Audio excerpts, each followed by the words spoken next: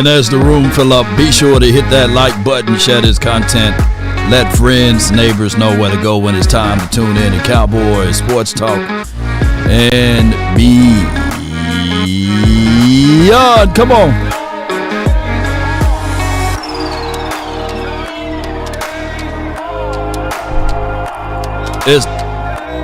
Especially on this Friday, happy Friday to you all. Cowboys Coaching regarding Mike McCarthy's 2025 status plus more. More and more. More and more. Come on, baby. Stand tall. Or not at all. The conundrum. All right? Damn if you do, damn if you don't. Another party.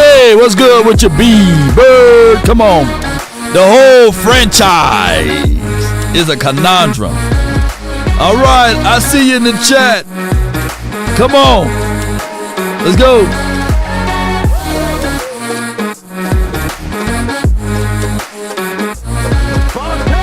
What is your profession? Tank. Nah, come on, baby. 5, 4, 3, 2, and a mighty one. All right. Appreciate everybody. One love to you all. Let's get it. All right. Appreciate everybody who tuned in to the Cowboys and Chill episode last night at Kevin Smith Restaurant. I appreciate y'all. Yeah.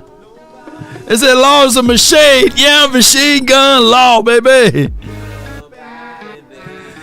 I just want to be able to say this. A lot of people, for some strange reason, saying, Law, stop letting Clarence Hill bully you. No. Let me set the record straight. There's no bullying. And that's not a debate show. I don't want to have a debate show because it's the different type of audience out there at that particular venue.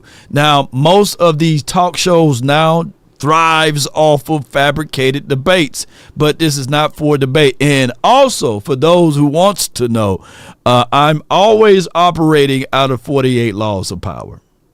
Let me say this again, and I may be out speaking my wisdom teeth, but I'm always operating out of 48 laws of power.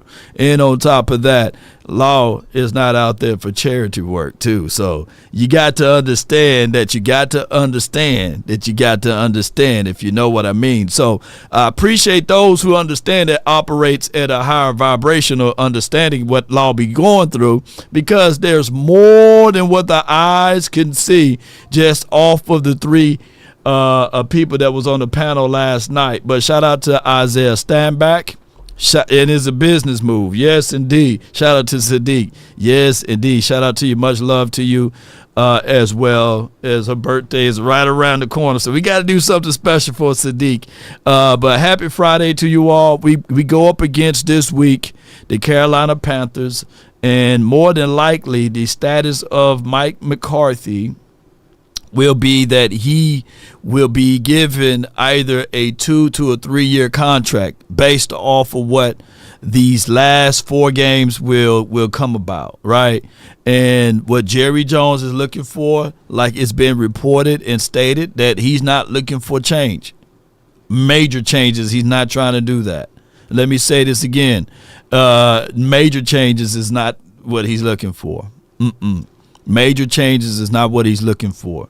But when we go through this particular cycling, like I said last night, I wanted Mike McCarthy to be more boisterous. Isaiah Standback stated that, hey, he didn't have the opportunity or didn't have the skill set or the mindset or the autonomy, that's the better way to say it, to make certain things. Ezekiel Elliott, shout out to him. He was forced on Mike McCarthy, right? Playing and starting Jalen Tolbert, he was forced on Mike McCarthy.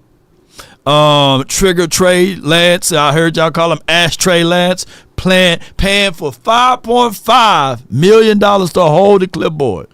He was forced on Mike McCarthy. right? So even a rabbit got teeth is what I'm saying. So it should have been a situation and scenario that Mike said, hey, let me go down on my own watch. But both of them are of the belief that Mike McCarthy can't.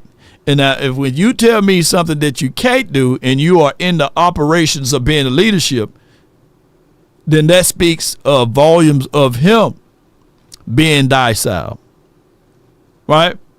I mean, come on. As the word says right here, and let me see, make sure we are all live. Make sure to hit that like button, share this content, Dread it. Yeah. Run from it. Yeah. Destiny arrives all the same. It's all to say. And now it's here. It's here. Or should I say? I am. Yeah. Every time I'm live, they live. Hold on. I didn't know Mike McCarthy had a presser.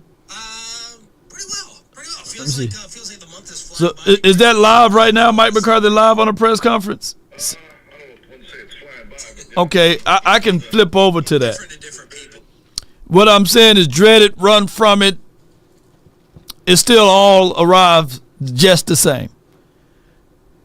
If you're going to get fired, let me ask you, Willie T, and let me ask you, Toxic Tom. If you're going to get fired, Sadiq, let me ask you this. If you're going to get fired anyway, then go out your way. That was my argument. That was my point. You know what I'm saying? Since we don't do debates there, I was literally saying, what's your point? If you was going to leave, if they was going to can you, right, Sadiq or Big or Kevin Hicks, if they was going to can you and they was going to fire you, if they're going to have you walking the plank anyway, whether you he could have went 12-5 this year and got embarrassed in the playoffs again, and they were going to fire him, right? Because the notion was you had to make a deep run. Now, we can talk about injuries. We can talk about mishaps. We can talk about X, Y, and Z's. But the reality of it, ladies and gentlemen, is that the Cowboys, let me see, Cowboys owner Jerry Jones still have no interest in tanking. Jones on 105.3 The Fan. I always get these updates.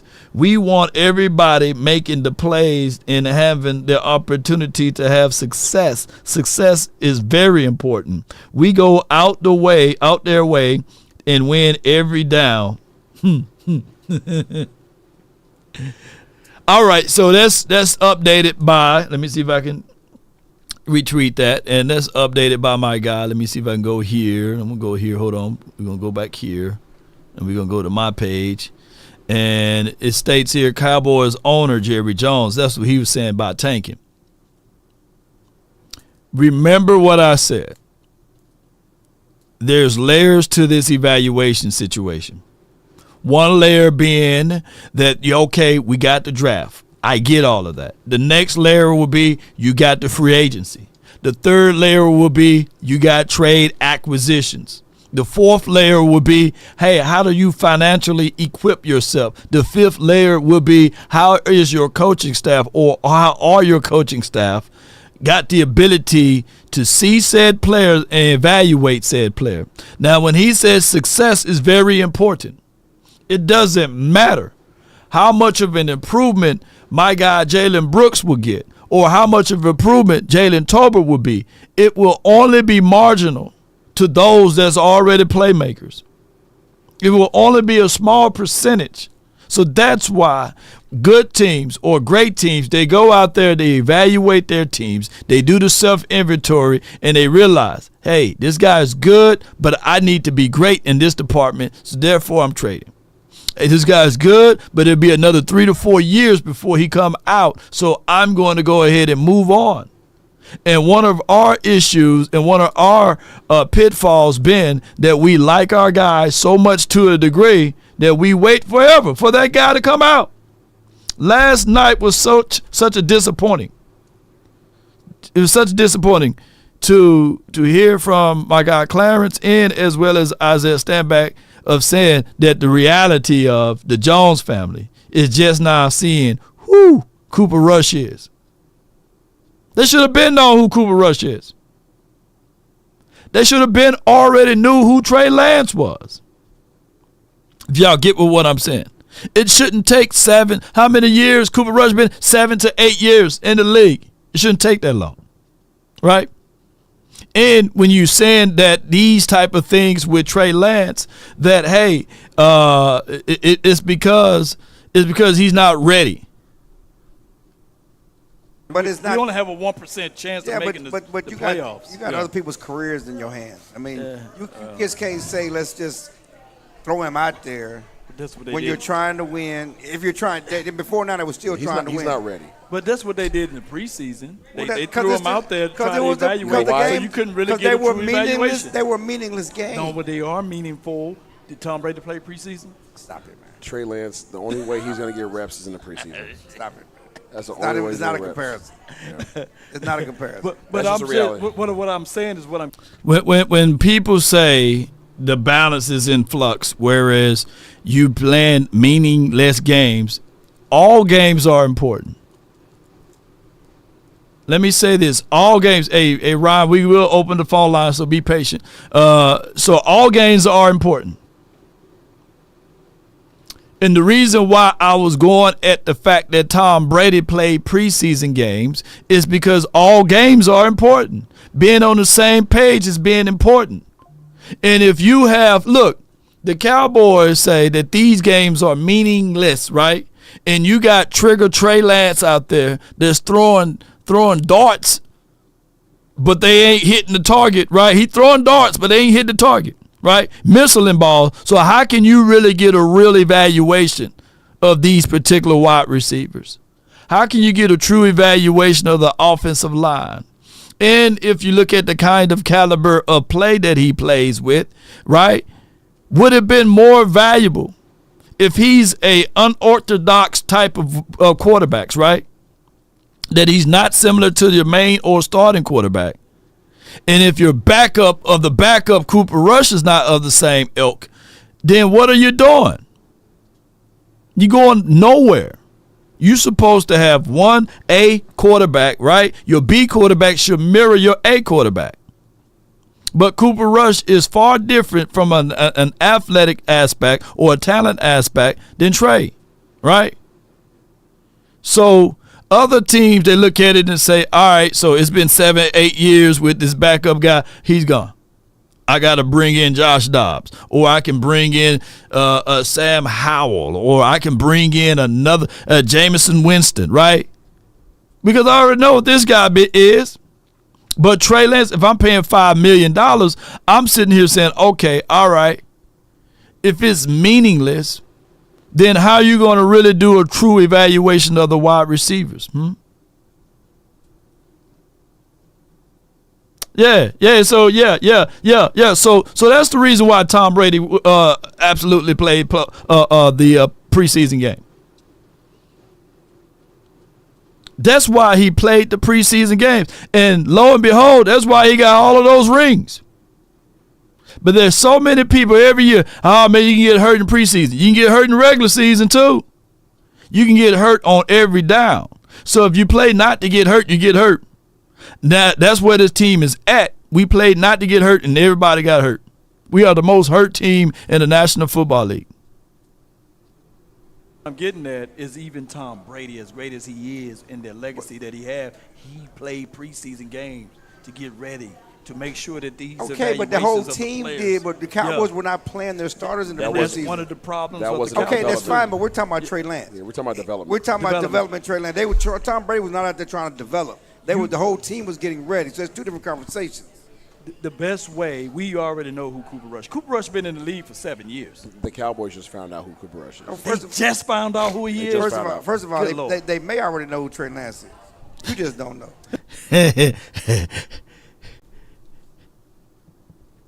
We still don't know who Trey Lance. He's 2-2 as a starter. If you want to do the starter comparisons analysis, he's 2-2. He could be a gamer, you know.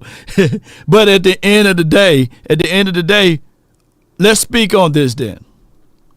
And let me talk about the contradictions right here. He said that, none of the starters were out there when Trey was playing. Well, lo and behold, Do we have the starters out here now? What if you put him with the starters? We never seen Trey Lance and CeeDee Lamb on the field at the same time on a consistent basis. We never seen Rico, the way he's running with 5.5 yards per toe, and Trey on the field at the same time on a consistent basis. Or Kevontae Turpin. We don't know. But, yeah, we can talk about, in practice, but don't y'all know how vanilla practice has been? Don't y'all know how vanilla and everything is scripted out there in Oxnard, Ben? And I'm not saying that Trey can walk on water. But when you say to yourself, okay, he was a former first-round draft pick, you spent fourth-round draft pick on him, and you're paying $5.5 million to him, it would be wise to just throw him out there to see. Give him a full series. Give him a full chance is all I'm saying. And I'm not campaigning and cheerleading for Trey, but I'm just speaking that these are things that normally great teams do. If you're going to take a flyer at a quarterback, right? Especially working those particular angles, Yeah. All right, so let's listen to the rest of this, though, They've been watching him in practice for 2 years. Stephen Jones came yesterday at the owners meeting and said he's green. This is why quarterbacks need to stay in college. He's been experienced. He's green. We're trying to win, and that's not the way you win by putting somebody out there who's green. So, all right, so let me counter that one. You know what I'm saying? Because this is not a debate show, basically. So they said he's been watching Trey Lance for 2 years, and he's great. And X, Y, and Z. How many years we've been watching Jalen Brooks? How many years we've been watching Jalen Tolbert? So based off of those analysis and based off of those concepts, then we don't know what we're evaluating out of those two wide receivers because they slipping and sliding and slipping out there on the phone on the actual field.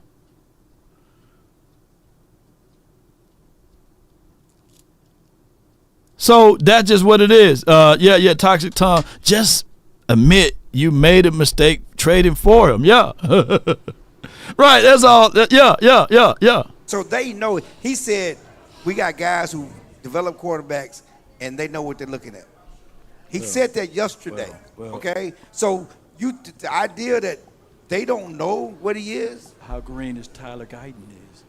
Stop it. He was a first-round pick. Stop it. Come on, man. Trey Lance first-round draft pick. Not for the Cowboys. But what I'm saying is. See my boy?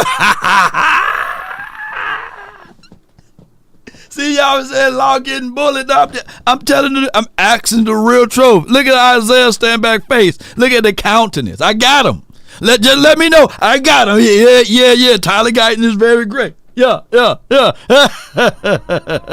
Yeah, Jay Recruit, what's good with you? Trey Lance was not bad with the 49ers before his injury. His first season, he had 5 touchdowns and 2 interceptions, 97.3 QB rating. Yes.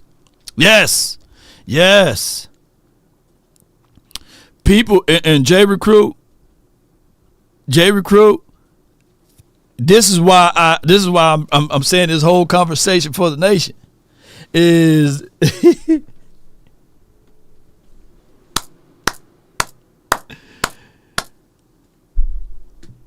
you got to quantify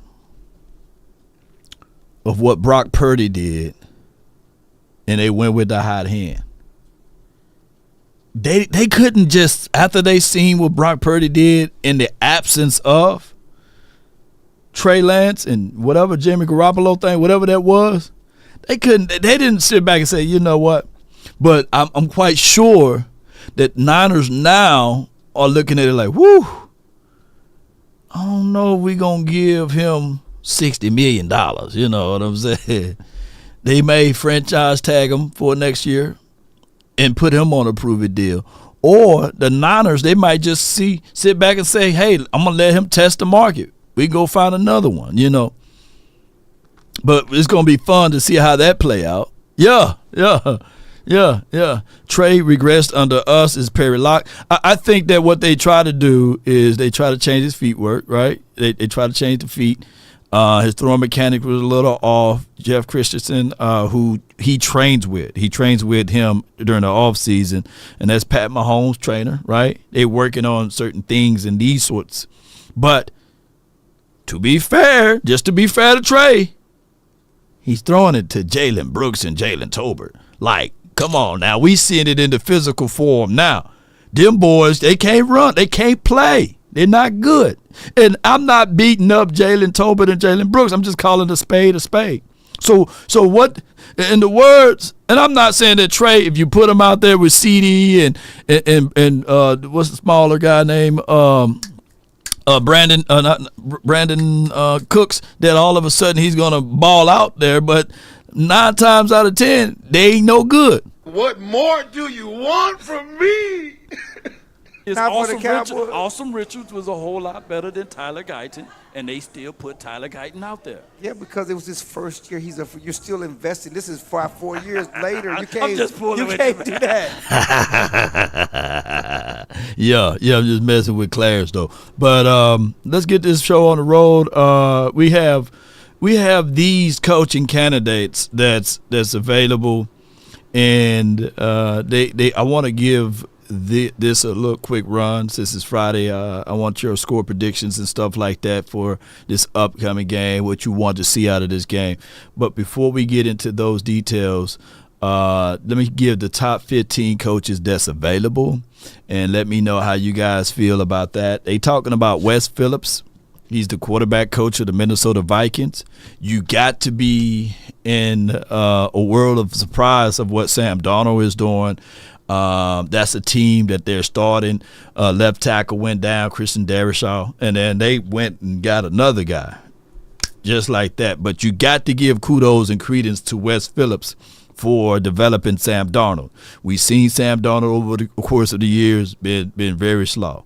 Matter of fact, the Cowboys should have and could have made a shot at him, but that's a whole nother conversation. Drew Petzings, I think that's how you say his name, offensive coordinator for the Cards.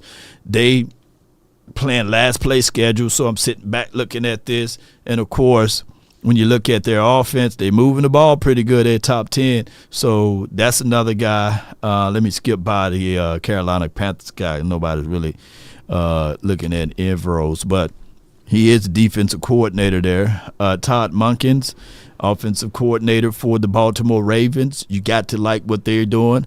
Yeah. Kellen Moore, he's number 11. Who won't Kellen Moore here? Shout out to Keith Henderson. Appreciate you. Jesse Mentors, the defensive coordinator for the Los Angeles Chargers. Pay attention to the Chargers next season. Even though they're making some movements now, pay attention to them. Liam Cohen, he's the guy, the offensive coordinator for the Tampa Bay Buccaneers. We can all say that Baker Mayfield, throughout the course of this season, he's been looking pretty good. You gotta give kudos and credence to that. He's number 9 on this list. Number 8 would be Bobby Slowick. To a degree, he's young, he's green, just like what Clarence was talking about, green. But hey, would you want Bobby Slowick here, y'all? On top of that, number 7, Vance Joseph, defensive coordinator for the Denver Broncos. He's another guy. The Broncos been pretty sharp on defense this season. In certain units, they're number 1. He's DC under Sean Payton, so that's a familiar face of ours. So Vince Joseph is a brother that you guys can probably look into. Cliff Kingsbury, I'm hearing some splitting decisions. He's a more polished Kellen Moore in a lot of people's mindsets. They do say that he is pass happy, by the way, but given an opportunity, another shake at it, would you guys consider Cliff Kingsbury? Number 5, Joe Brady. Joe Brady been on his stuff, man, this year. And if you look at Buffalo Bills, they have a strong shot to make some noise over there on the AFC side. So if anybody can give a run for Kansas City, money will be Joe Brady and, of course, Joshua Allen and company. So that's a good situation for them. Aaron Glenn, in my opinion, the way that defense plays and the way his demeanor on the sidelines. If it's anybody that I would like to see, I would love to see Aaron Glenn with a situation and scenario of becoming a head coach somewhere, especially if we can shake the tree and get him back over here in Dallas. That would be a good situation for us, but that's going to be, a slim chance. You know what I'm saying, for that to happen. Brian Flores, he's really good over there at Minnesota Vikings. A unique, different kind of caliber of defense. But I don't think that, he's going to make it over here in Cowboys land, That ain't happening, Mike Vrabel, he's been the favorites, as well as Ben Johnson. Those two right there are your creme de la creme coaches for the 2025 season. One of these guys on these top 15 lists is going to be a head coach somewhere, right? Now, I'm with the belief that the Cowboys got a 2 to a 3 year contract in the drawer for Mike McCarthy, because Jerry Jones already lamented the fact that he don't want to do an overhaul or major changes in this situation. So predicated upon what the Cowboys do between now and the end of the season will be the marker of whether or not Mike McCarthy will be here. Believe it or not, those are what things or sources close to the Cowboys are saying. All right, so basically, we playing against the Carolina Panthers, who felt just like we felt last week. They had the Eagles against the ropes, and they dropped it, right? The Cowboys had the Bengals against the ropes, and we dropped it, right? Literally, on the last play of any situation there. We dropped it. So at the end of the day, let's see what can happen in this game. I got my guy, Norm Hiskis. He was talking about this. Let's listen to him. Yeah, if he can play. Oh, yeah. From actually having something. But they're looking for those positive moments. Exactly. And this is one they can get. And this team, the trade to get Bryce Young was terrible. But it's past now. And, well, they don't have their second rounder this year, but it'll be past as of this year. And you've got to wonder something on the flip side. If Carolina feels jazzed by playing Tampa and Philly and Kansas City to the gun like they have. Yeah, to the gun. How let down are the Cowboys? By the way they lost and the way they thought they had something working going into the Cincinnati game. Mm-hmm. Because the Cowboys definitely thought that, Travis. Yeah, no, they definitely thought that they were going to beat Cincinnati and at least start down the road of going down this magical run. Well, the short term was beat Cincinnati, beat Carolina, and suddenly we're 7-7. And you're right there. Then you're right there. And you got some teams ahead of you, but you're at least giving yourself a chance. And the locker room, Mike McCarthy's going to have a chore this week. He's going to have the chore of grabbing the Cowboys by the lapels and making them stand up again. Dave Canales on the other side has somehow managed that. But Dallas has to be so disappointed in the Cincinnati loss. And this is the first time Carolina's been favored since the 13th game of the 2022 season. That tells you all you need to know about what Vegas thinks. Basically 2 years since Carolina's been favored. And here they are against the Dallas Cowboys. And Travis, have you seen what's happening to the line? Is it going up? Oh my God! It was -1 on Monday morning. No doubt. Shout out to you, Angie. Says 4 months level, platinum level 3.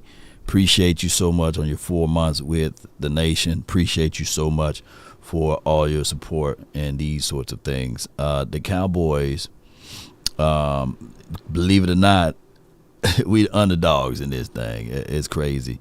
It's just how it goes. You know, the way the Panthers been playing. They've been playing with a chip on their shoulders. They've been playing hard down the stretch there, and they've been giving a lot of teams a run for their money.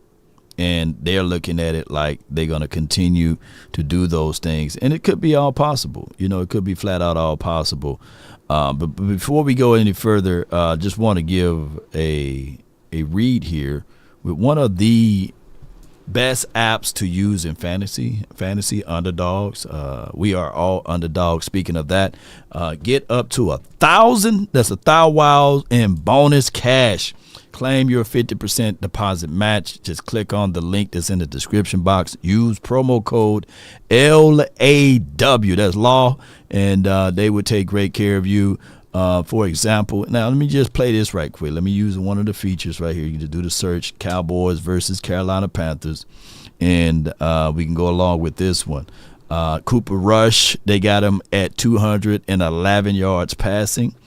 I think that Cooper got to stand taller in this game, believe it or not. So we are playing against a team that I believe got the 32nd ranked defense. So let's just go with higher, okay? Bryce Young got 206, higher or lower. I think that I'm going to go with the running back, Chuba. Where he at? Chuba, they got him going with 80. I'm going to take that higher. This dude is getting about 120 yards per clip over there, So I'm going with Chuba with the higher, and I'm going with Cooper Rush with the higher. And all you have to do when you're playing these type of things, just follow my lead. I'm going to put 15 to see if we can get 45. Let's see where we can go over here. Appreciate y'all so much for tuning in. See, just like that, boom. We're going to copy this, and we're going to share it. Sharing is caring. Yeah. Chuba been running. I think that Chuba going to get all of those good things there. Chuba going to get all of those good things there and work this out that way. Boom. We can't stop a tank with no key. What's going on with that? Yeah. Law, they got Cooper Rush on a touchdown. Yeah. I think he's going to get at least 211 yards or what have you. People will be riding the fact that they almost beat the Eagles, but the Dallas will win by 2 scores. That would be good. Give me 1 second here. Appreciate y'all so much, and thank all of you all for tuning in. Let's go back to this deal here, because I want to say that the Cowboys, even in a situation like this, and let me go back to Tankathon. We are slided down to the 12th spot right now. So according to the numbers here, we're going to be drafting anywhere between 9 and 15, right? So that's where we at. But when I pull up this mock, before we open up the phone lines, when I pull up this mock, I see Luther Burden, and I continue to see his name. I looked up his film. He's not a 6'4", 6'3". He's not a taller in stature guy, but he got short area quickness. He reminds me, and I'm not saying that he's Odell, but he reminds me of Odell, the way he attacks the ball, the way he got slippery and separations, and the way his yak ability is. I like his skill set. And then when you click on this, you got Omarion Hampton. He can immediately be that 1-2 punch, either Rico and Omarion. That can be some lethal things for us, right? When you look at the information of what Rico has been doing since they swapped this offensive line stuff around, let me tell you, and I'm not gloating, I'm not just patting this kid on the back or anything. Since week 9, here are the top 2 leading rushers in the NFL. Now, get it. Saquon, he got that stuff that Black Panther had. He took that drink of that and rejuvenated himself. He got 857 yards. That's crazy since week 9. And Rico got 485. Dido is 3rd in yards per carry. During that stretch, though, he is literally averaging 5.22 yards per tote. The only person that's slowing down Rico and them is the head coach here, the one that's calling plays. Yeah, the one that's calling plays. So that's crazy. That's the only person that's been slowing him down. I like Omarion better. Just a young star. See? Yeah, but Genty is the creme de la creme, right? It goes back like this. It goes back like this. Jahmyr Gibbs doing a hell of a job, right? Bijan Robinson, he's doing a good job too. But Jahmyr Gibbs is doing a better job because he's on a better team, right? And it appears that if Bijan Robinson, if his team don't really pan around next year, we still going to be having these same conversations. Yeah, so Law, that's against the Giants, Commanders, and Bengals. Defense, Law, stop the hype train. But, yeah, he's also, even though we lost in that previous game, who was the last game we before we hit that stretch? He was averaging 5.2 yards per toe. And Dexter Lawrence, believe it or not, on the Giants, their front, they were still, when the time we played them, they were still a top 10 defense, believe it or not. So I'm not finna take away with what Rico been doing. And, of course, Washington is very porous on defense. But I can't take away those things, right? For example, when I pull this same exact thing up, and they didn't play first place schedule, right? They played somewhere down there on the latter ends of the scheduling there. And nobody brings this part up at all for them. Let me pull this up right here. Yeah.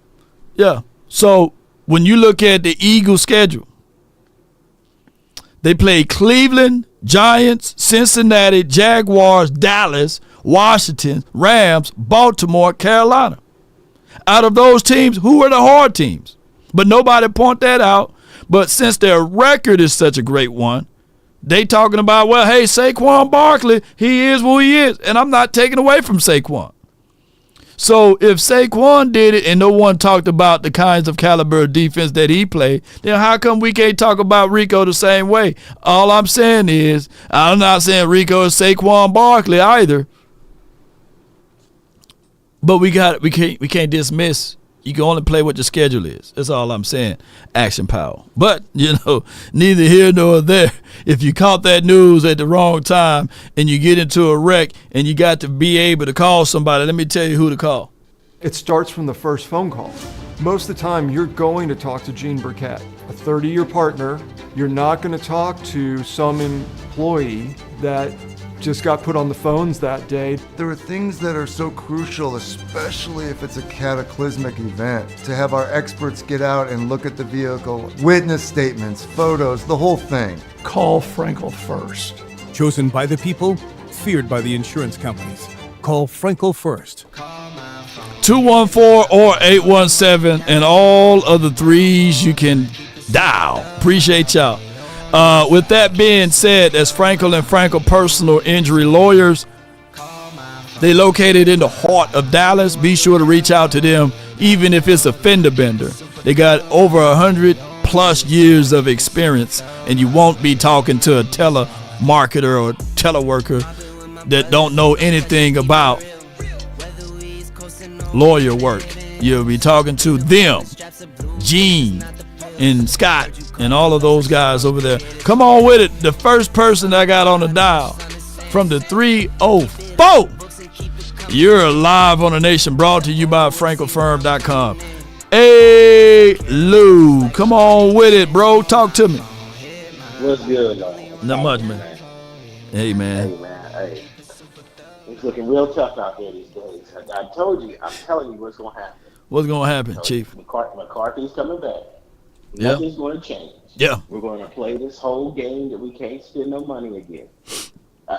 Like, we can create $100 million, what is it, $100 million? Or is it, yeah. Man, I done seen so many exercises where people created 50, 100 million, 150 million, so it's a situation that the Cowboys are not willing to do that. Nah. I'm upset with Cowboy Nation. I think we all see it, but we need to do something to show that we're not putting up with this. They understand that we're comfortable with mediocrity. we've been mediocre for the past 20 years or so. You know, you win some, you lose some, you win some, you lose some. Right. But he's not, like I said, you can't have young players without a strong coach. Mm-hmm. But you can have star players with an okay coach. That's how Barry Switzer won. Right. He was all right, but you had star players there. You can't have young players, inexperienced players with an inexperienced coach. Mike McCarthy won a Super Bowl 10, 15 years ago. Yeah. The game has changed. It's changed, man. The game has changed completely. The rules have changed. The game has changed. Everything has changed. You can't hang your hat on that. That's just like us still hanging our hat on what happened 30 years ago. Right. You can't. Yeah. So, and on top of, you will not see a black head coach in Dallas. So I stop letting him push the narrative. We already know he's good. Don't get it twisted. Al Harris could possibly be a good coach, head coach. Right. Aaron Glenn could be a good head coach. They're not coming to Dallas, and Jerry is not going to have that. He's already, if you're not a yes man, if you're not docile, and if you don't allow somebody to run up and down in your back, pause, however you want to say it, because that's what McCarthy does. he let it happen. Diddy style. He let it happen. Yeah, a lot of people said, like I got my guy Paul says, who's comfortable with mediocrity? You know the person that I already wanted, right, and to lead to believe that the way they wanted was the right way, right? So when it's like this. Hunter Biden would never have the drive or the will that Joe Biden had. You know what I'm saying? Because his dad was the leader, right? So for just like if Bill Gates had a son, right? Or just like let me use somebody else as an example. Stephen Jones, by the way. You know what I'm saying? If Trump kids, when you already had somebody that made billions or made multitudes of multiple millions of dollars, that drive, that itch to be successful and great, to crawl through and take the risk to get there is not the same as the original. And unfortunately, that's what we are seeing in the physical form, because Stephen Jones is stating, hey, I just want to do enough to stay afloat. Yes. Yeah. I just want to do enough to stay afloat. Yeah. I've never seen this in my life to where you can come into a $1 billion business. Yeah. And have no experience, but run a $1 billion organization and run it into the mud. Everybody knows you're running it into the mud. You know it. Deep down, he knows it. Yeah. And you still, there's no repercussions for what you do. There's nothing. And anybody who says anything, speaks up to them, somehow they end up losing the job, or they got to go on, do a bunch of other stuff. Mm-hmm. It's just funny how things are, transpire whenever you start speaking actual knowledge and realistic things that are going on that they don't want to hear, because they don't want to hear that they're wrong. Facts. These are the type of people that just don't want to hear that. No doubt, man. Their right way, their only way is the right way. But I haven't called in. I've been going against even paying attention to the Cowboys, because I already know what's going to happen. Right. And on top of that, until they get a real coach in there that wants to win, acting like he wants to win. Because if you want to win, you're going to run Rico. Yeah. You see the game. You've been if you want to win, if you want to win, and it's your last year of your contract, and you said I didn't want that player, and you adhere to bring said player in anyway, and you said, okay, all right, I'm gonna let him play, then that's on you, because that's what I was saying last night. That I was saying that basically, if he didn't want him here and his final year of the contract, he shouldn't have been here. You know what I'm saying? You got to show something. My thing is this. This is my last thing too.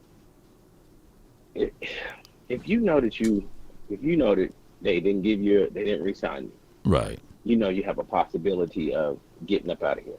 And you know how he's smearing your name through the mud. Right.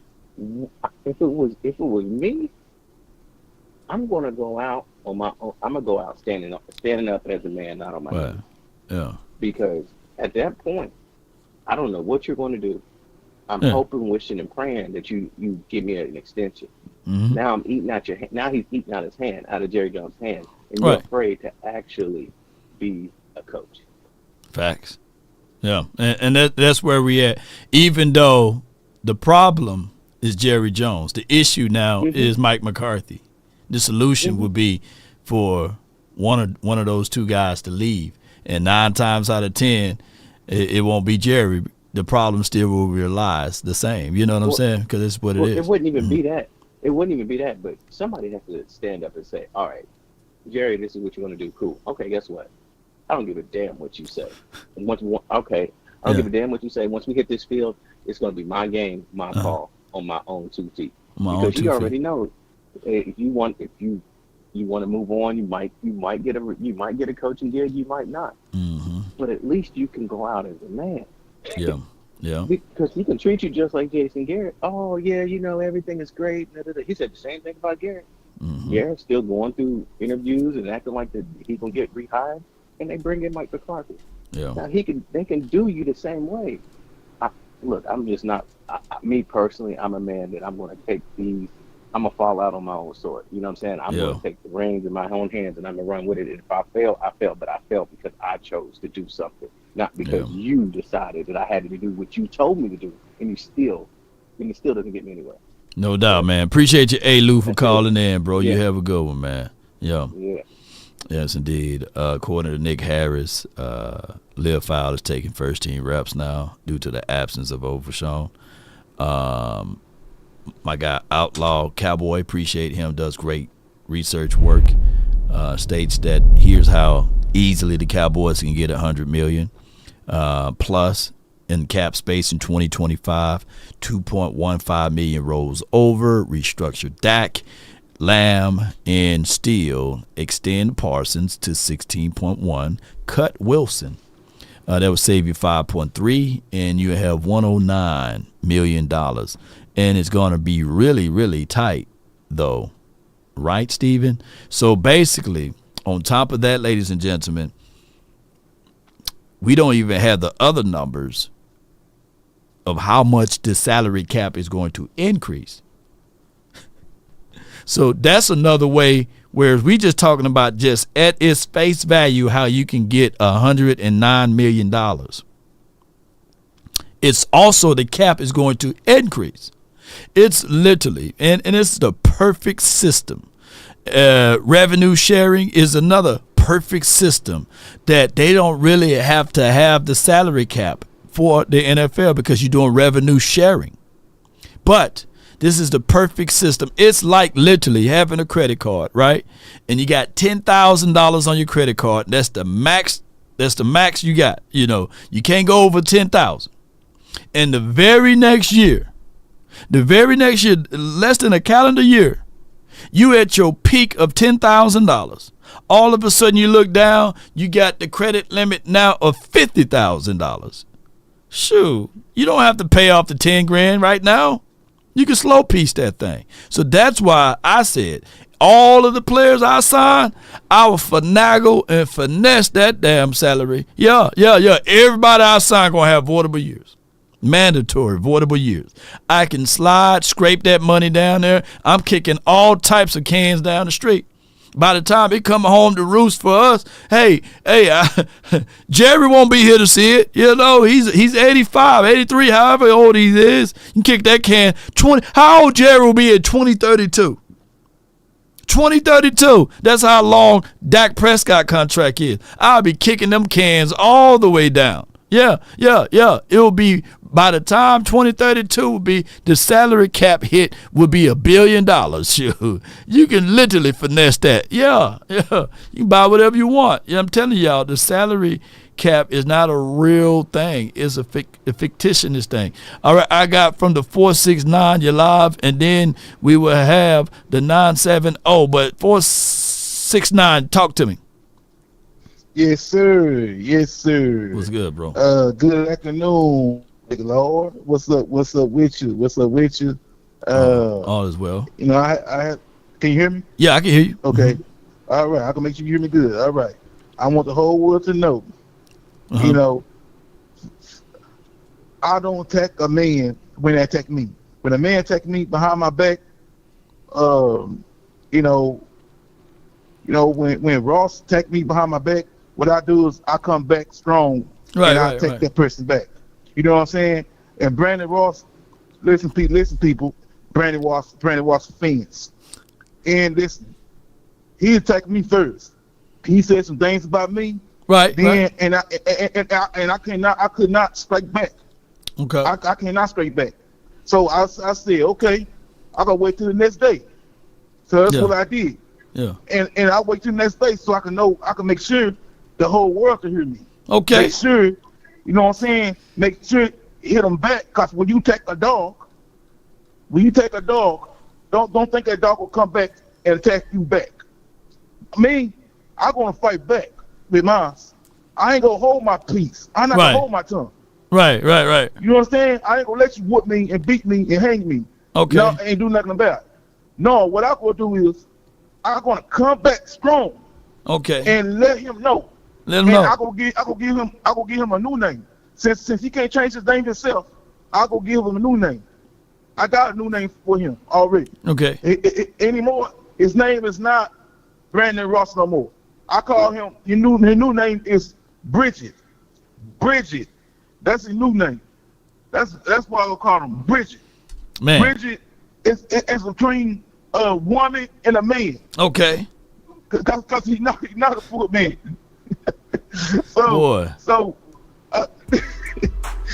understand, people, understand. That means still want his mama. Okay. So you ready to set it off on it, huh? Yeah. Red pumps and high heels and mama old dress. Okay. He walked and he sells his mom for $2. All right, Pastor Tim. He sells his mom for $2. Okay. So like I said, that man, all he do is going around and starting trouble. It starts some trouble, man. Causing trouble. All right, so I'm gonna have to be a mediator, man, and put an olive branch out there, bro, because it's going on the third, fourth day, man. You going back and forth with this guy, man. So hey, but what you got about these Cowboys, man? What you got about this weekend, bro? Panthers versus Cowboys. What you got about that, man? I can long, man, but I just wanna get out there, man, cause I just wanna let people know. You know what I'm saying? That's all, man. That's all I wanna let people know. But yeah, man. Man, let me tell you, I love my Cowboys, man. Regardless, man. The coach, man, we do need to change the coach, though. We do need to get rid of the coach. Okay. But at the same time now, Jerry Jones controls everything. Okay. The team. He got his own business. He got his own program.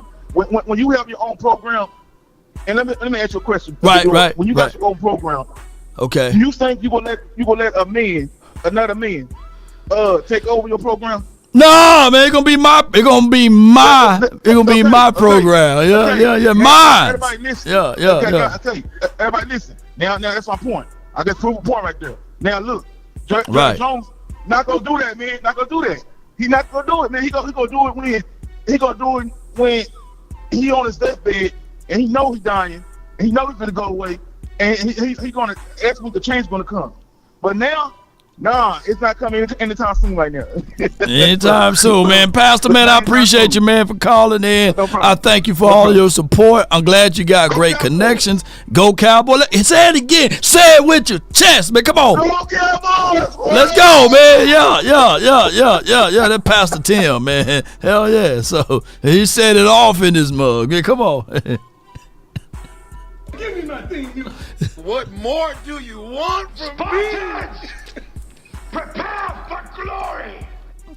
Hey man, y'all be ready to swing them hands, man. It's Civil War action over here. I'm ready to see what we gonna do against those Panthers. We win out, we can do some things, baby. There's a 1% chance, baby. All right, from the 970, you're live, Sonny. How about them Cowboys? How about them? Hey, it's just one of them years. Hey, I want to tell you now, Law.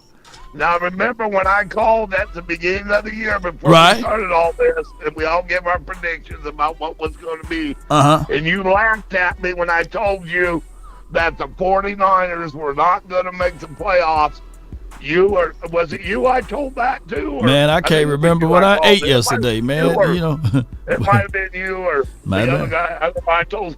They laughed at me, and I said, well, I'll tell you the reason at the end of the year. If it comes, I'll tell you why I said that. Right. Because, okay, I'm going to give you the reason why I predicted for that. Correct. It's because of McCaffrey. I seen it in McCaffrey's eyes. Mm-hmm. Something was not quite right with him. Right. I knew that. I mean, you put a lot, when you go into a year, these players, they play at such a high level. Yeah. They put so much energy. And when you do that over and over, I mean, if one of your star players, like it happened to us too, start falling apart, I mean, your season just goes downhill. Yeah. But I remember I got laughed at when I told you guys that the 49ers were not going to make the playoffs. Well, hey. I think with you or somebody said, what the hell are you smoking? Well, you know what? Said, well, I might have smoking something when I said that Michael Parsons was going to have 30 sacks, Yeah. 2 years ago. But, but really, it was kind of weird, though, that the 49ers didn't make the playoffs. Yeah, I'm dancing all the way. Misery love company. Shoot. Oh, yeah. Come on with it. You don't hear much about it. That's a franchise team, 49ers are. Yeah. Just like the Cowboys. And what about the Steelers?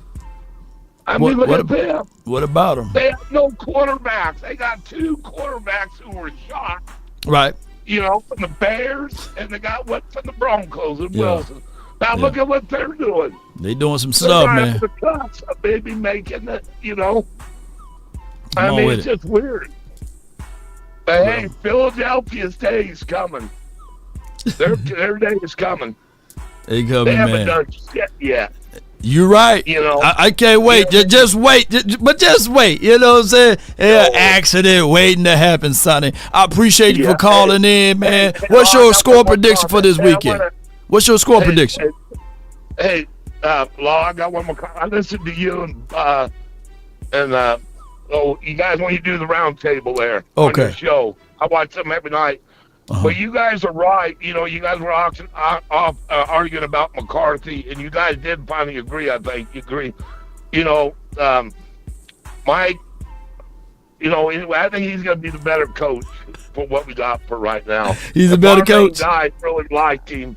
For paying Dak Prescott all this money, and he wants him back, and he feels comfortable with him, we got no choice but to keep him. Yeah. You guys were talking about that. Remember at your last round table meeting? Yeah. Can you elaborate a little bit on that? Why? I mean, I think you came around to it. I mean, at this point, shoot, damn if you do, damn if you don't. That's why it's a conundrum. Exactly. It's a conundrum. Yeah. So, hey, in other words, old folks say, deal with the devil you know. Hey, now, if we lose the rest of the games, let's say if we don't win another game, we go out 5-0. I mean, we lose our last 5 games. What would that put us in the picks for the draft? Anywhere between 9 and 13, even if we lose out. Oh, we're only going to lose a little bit then. A little bit. What would it take for us to get the number 7 pick? For the trade up, you're gonna have to trade up because mathematically, we're not gonna get no better than 9 or something. Yeah. Based off of the quick math, we don't get no better than 9. No. Okay, I listen to Bosch and that other guy he has on there. That other, they're talking about drafts. So they think we might be able to squeeze up in there. Say again. Number 8. Huh? But I kind of agree with you though. We just got to, next year we're going to be a lot better than this year was just a fluke. Yeah. Just a terrible Scott Mirror year, man. But hey, Sonny, what you got for the score before I let you go? Sonny, what you got for the score for this weekend? Oh, we're going to lose. Okay. I don't want to give no score. Okay, we just going to lose. What more do you want from me? Appreciate you, Sonny, but hey, let me know if you still got it, though. Let me hear that ball at the end of the game, that was chicken shit the way he chicken. That. Yeah, chicken. But Sonny, let me hear you say it before I let you go, bro. How about them Cowboys? Yeah, let's go. Yeah, here we go. Let's go. That's Sonny and them, man. Appreciate him. Woo! Come on. Give me my thing, you. Sonny, me and Sonny, boy. Boy. All right, got the 414, and I see my guy B-Bird, 100 grand. I see J-May. So y'all hold tight. I got 414 in the door. Yo, what's good with you? Talk to me. Hey, Lord, thank you for taking my call today. How are you doing? Hey, man, I'm well with 2 L's. So I'm predicting that the Cowboys are gonna beat the Panthers maybe 28-13.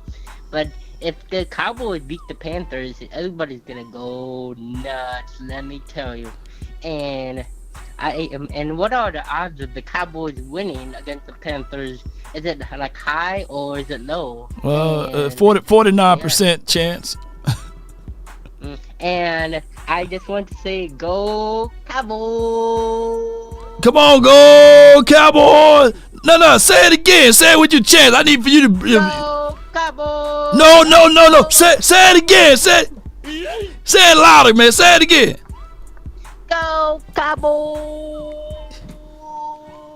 No, one more time. Say it so loud. I want the neighbors to know it. You come on, let me hear you say it again. Let's go get them Cowboys! All right. Now, God sees in you. let me tell you. Say it one more time. I want you to say it one more time. Come on, Ryan. Come on. One more time. One more time. 2, 3. Come on.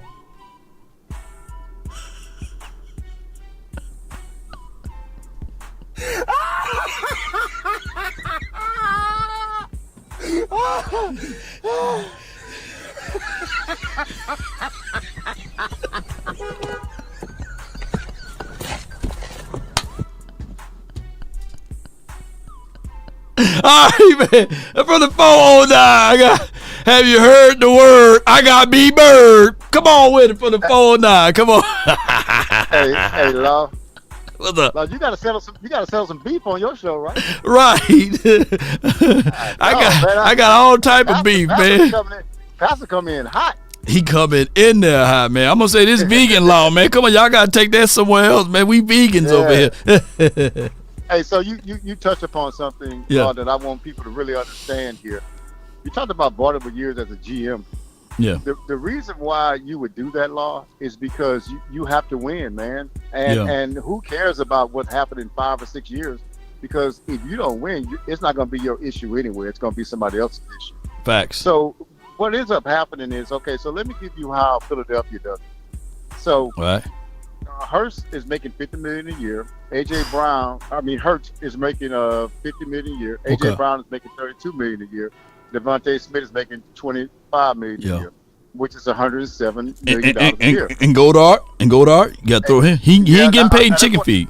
No, I just want to take those 3 just to show something. Okay, good. They got a lot of people they're paying over there.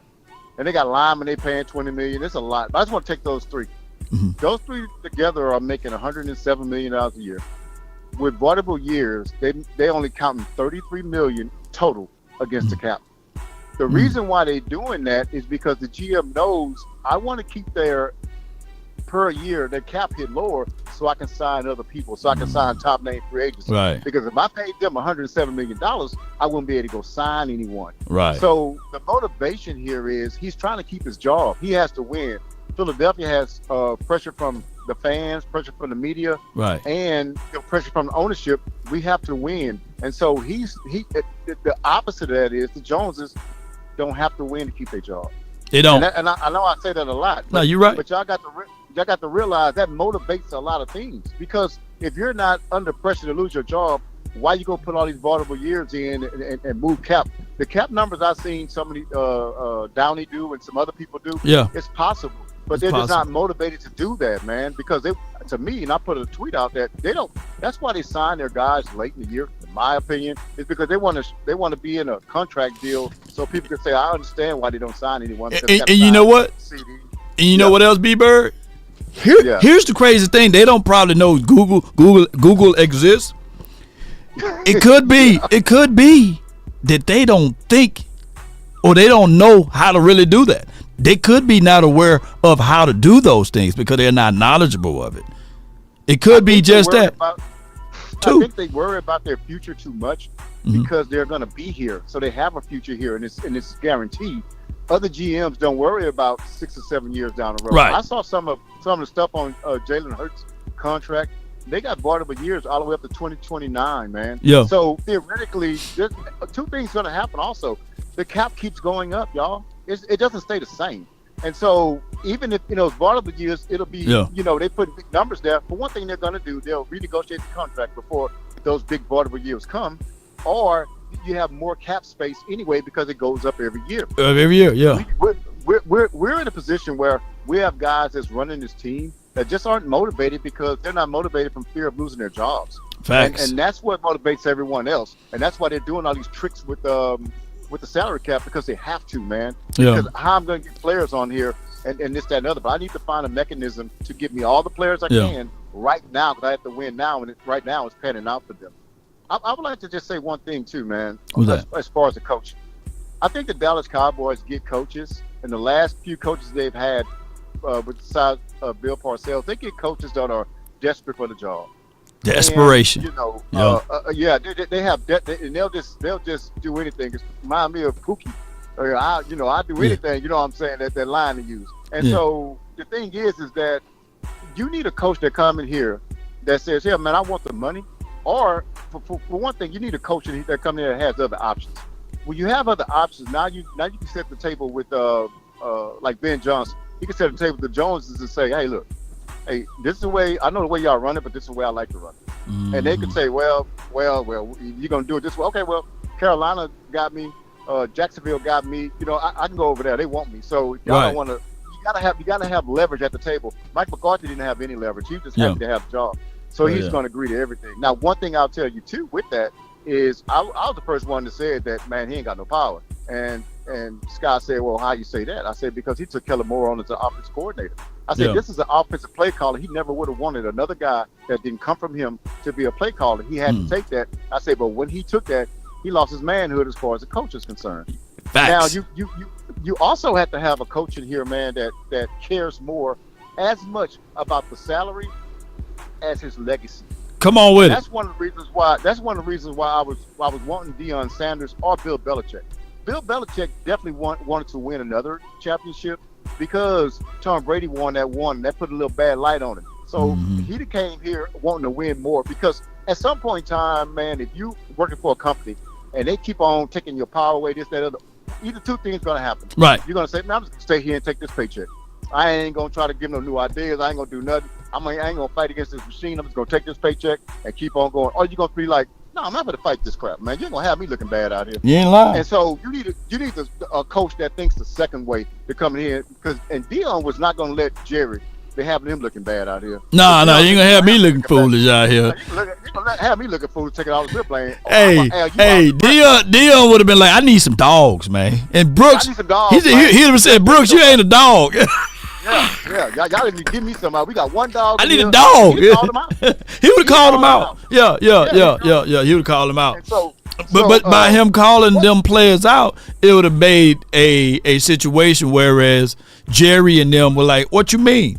He ain't a dog, right. because they with the mindset, we seen it once, we can see it again. Yeah. I'll tell you this now. Go ahead. This is my last thing.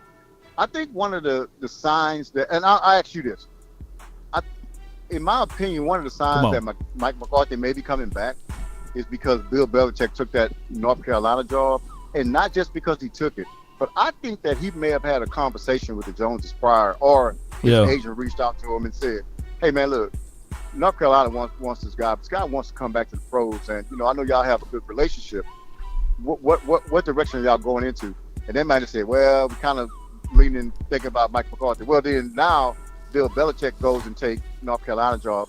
I don't really see him taking that job without, kind of filling out what the Cowboys are going to do, because he kind of took that's college and everything else. He's more familiar with the pros. I think that's an indicator that Mike McCarthy might be back. And I tell you, I don't like it because I think that he's lost the locker room. They like him, but they don't fear him. Which one of the things I like. I like somebody that they respect more than like. I don't think they necessarily respect him. But these new age players, B Bird. Yeah. They like that though. You know what I'm saying? The coaches like that's exactly what Isaiah Stanback said.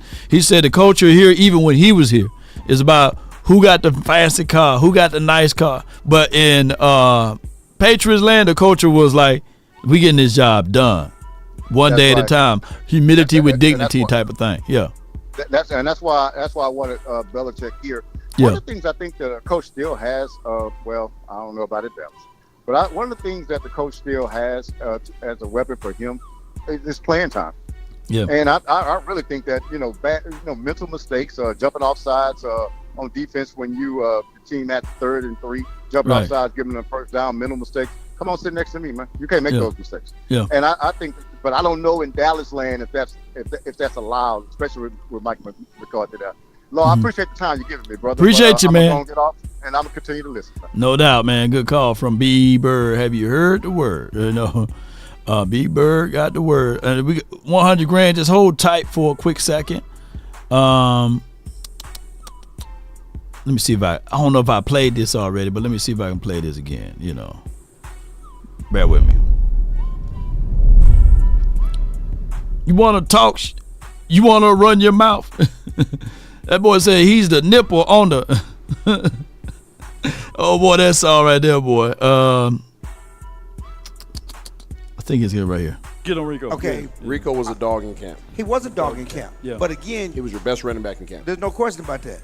But he had never carried the load. Absolutely. Yeah. But never been a 20 carry guy because whatever right. reason. You're right. You're absolutely correct. But you can say that about every player until they get their opportunity.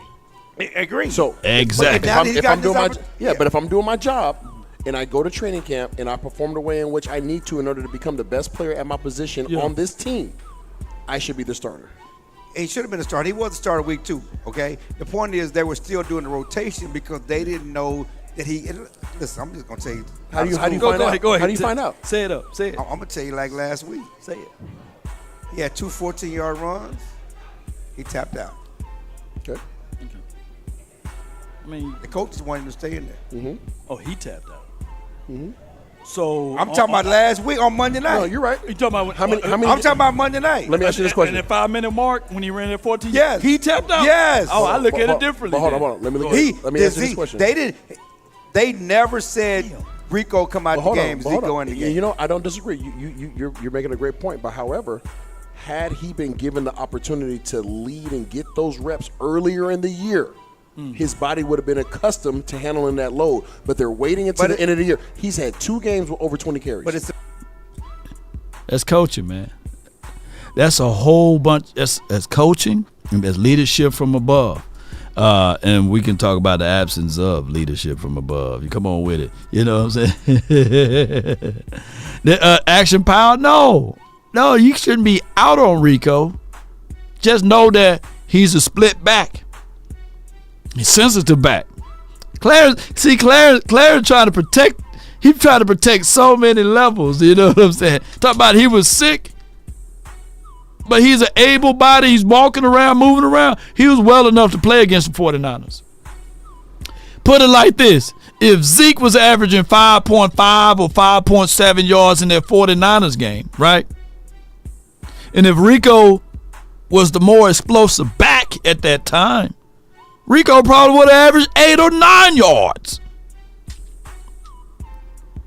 Football is a game of inches. And I'm talking about that's an extra 3 inches. That's life-changing. If you think inches don't matter, ask the ladies, you know what I'm saying? I'm just saying. But from the 201, you're live on the Nation 100 grand. Hey.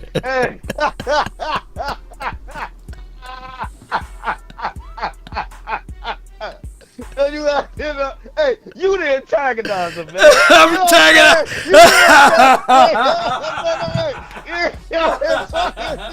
Hey, 3 inches can mean the world of a difference, you know? That's life. That's what I said, life changing. from 5 to 8. You know what I'm saying? 5 to 8. Hey, she definitely will be coming back. Hey, you don't gotta beg, you don't gotta plead. She just show up at your house. Touching the back of that oven, boy. Yeah.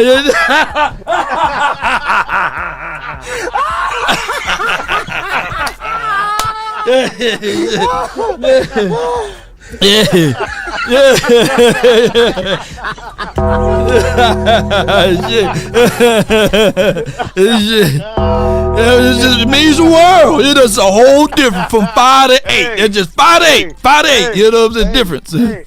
You'll definitely get that cooking with Kaya. Cooking with Kaya. Come on. Yeah, that boy says touching the back of the oven. The convection oven with that.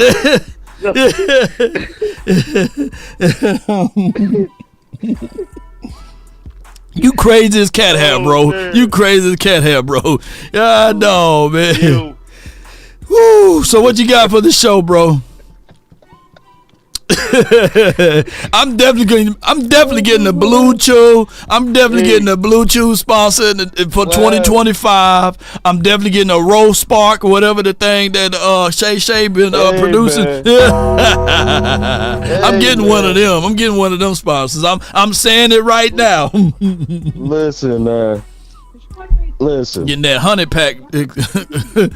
I'm getting that 100 pack sponsor, 100 pack law sponsor. It's too early for this, man. All right, come on. It's too early. Oh shit! It's too early for this. Come on, rhinos. Yeah. You think if Jerry can get the bag, I can get a piece of that bag, dog. Give me some of that money, Jerry. Come on. Blue Chew Law, we speaking it right now. Why we got Frenkel on the screen? So if you get too excited and you hit something, you already know. You call Frenkel and Frenkel Law Firm.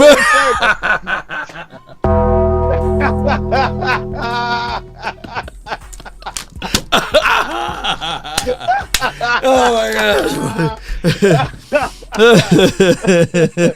Oh man. All right, bro. It's Friday, right? It's Friday, man. Friday. What's it? He must got a double shot of Hennessy in his Frenkel and Frenkel.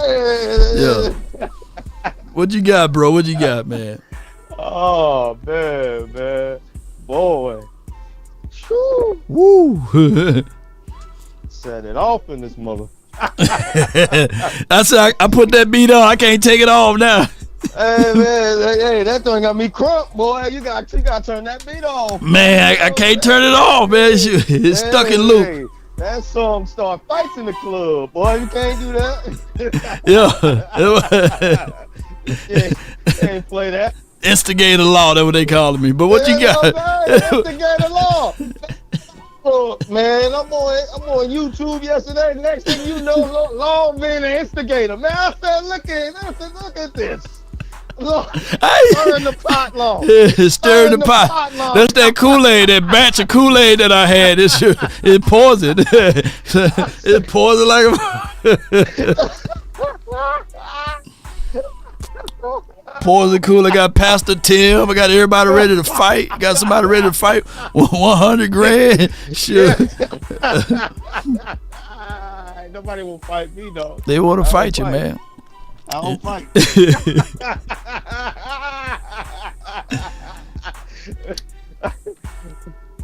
But what you got? What you got for the show today, bro? Bang. Bang. No Niner gang. No Niner gang.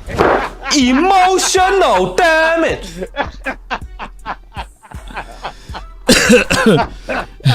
That boy said quack. Boy, we got the people in the chat, boy. Andrew said law started one side of the beef. Man, I'm vegan law over here, man. We ain't got no beef over here, man.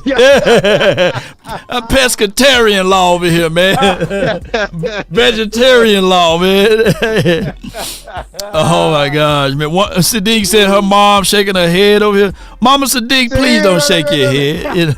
That's how Sadiq got here. Oops.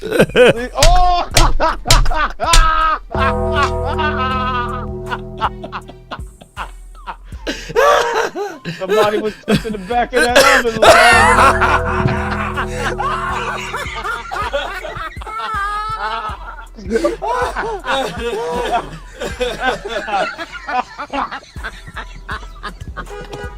Oh my God, boy, you crazy! You crazy!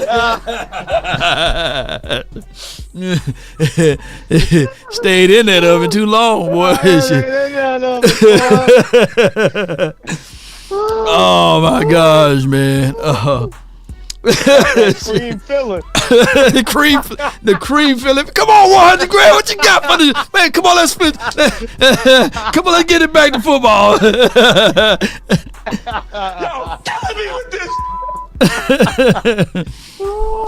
All right, man. What you got for this game, man? Come on, what's the inside, man? Insiders. Right, man. Pause if necessary. Check this out, man. Okay. All right, man. Look, right. I'm tired of everybody saying how, Bill Belichick didn't want to come here and the Cowboys dropped the ball because Bill Belichick ain't come here. Yeah. Nobody gonna change their organization for one man. They're not gonna do that. Nobody's mentioning that though. Nobody is mentioning how he want this change. He want things run his way. He want to bring in his people. He want his son to coach the team. They skimming past that. Cowboys dropped the ball. What do you mean? Who's gonna come in and who's gonna sign up to lose their job? Nobody, man. And then you got to do it for chicken feet. Not saying that $4 million not a lot of money, you know what I'm saying? But to Bill Belichick, that $4 million, that's what he gonna spend on his Swedes. You know what I'm saying? See, look at long. Oh man, come on. You just asked on the football.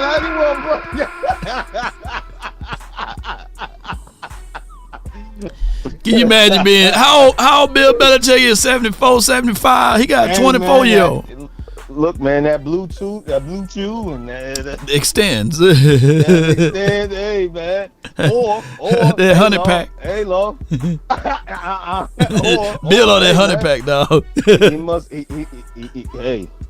He must look the ice cream or something, man. I like when you like this, Daddy. Hey, man, let me let you go, bro. Let me get on up out of here, man. Come on, man. Appreciate you calling in. I'm going to let my guy Point Dexter in, man. Yeah, man. Appreciate you 100 grand with the plan, man. Shoot. Oh, my gosh, boy. All right, Point Dexter, man, from the 409, and then I have my guy from the 205, Uncle Charles. So from the 409, what's on your mind? What's up, man? Y'all have only man. Especially talking about that Blue Chew, man. I do hope you get that sponsorship, man. Oh, yeah. Get that sponsorship. Oh, yeah. Oh, yeah, that's you. Let me get that. Let me get that about you. Hey, man. Hey, man, look, I'm 63 years old, man. Okay. I don't chew on nothing with my wife, okay? Hey. I'm gonna have to reboot this and be law after dark. I'm gonna have to start open up the lines at nighttime for your mind. Good Lord. Shit. But Point Dexter, man, what you got for this game coming up, man? Because your connection is really bad, and I don't want to put the Sonic on you, man. Oh man, you said like one of them aliens from Alien 2 or 3. Oh my God, Point Dexter. Oh no, man. No.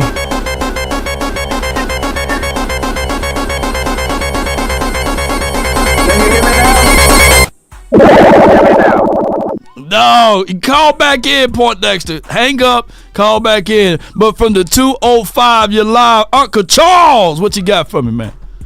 What's up, Lord? What's happening, people? What's going on? Hey, all is well. Can't complain. Man, let me get this coming in real quick because Satan been messing with my phone. Let me tell you something, man. Let me tell y'all something. I'm tired of getting bumped out the playoffs or not making it. I'm tired of going into the store with my hat on and people laughing. Laughing at, because I'm a Cowboy fan. Right. I've been a Cowboy fan all my life. It's unfair, it hurts, and it's not right.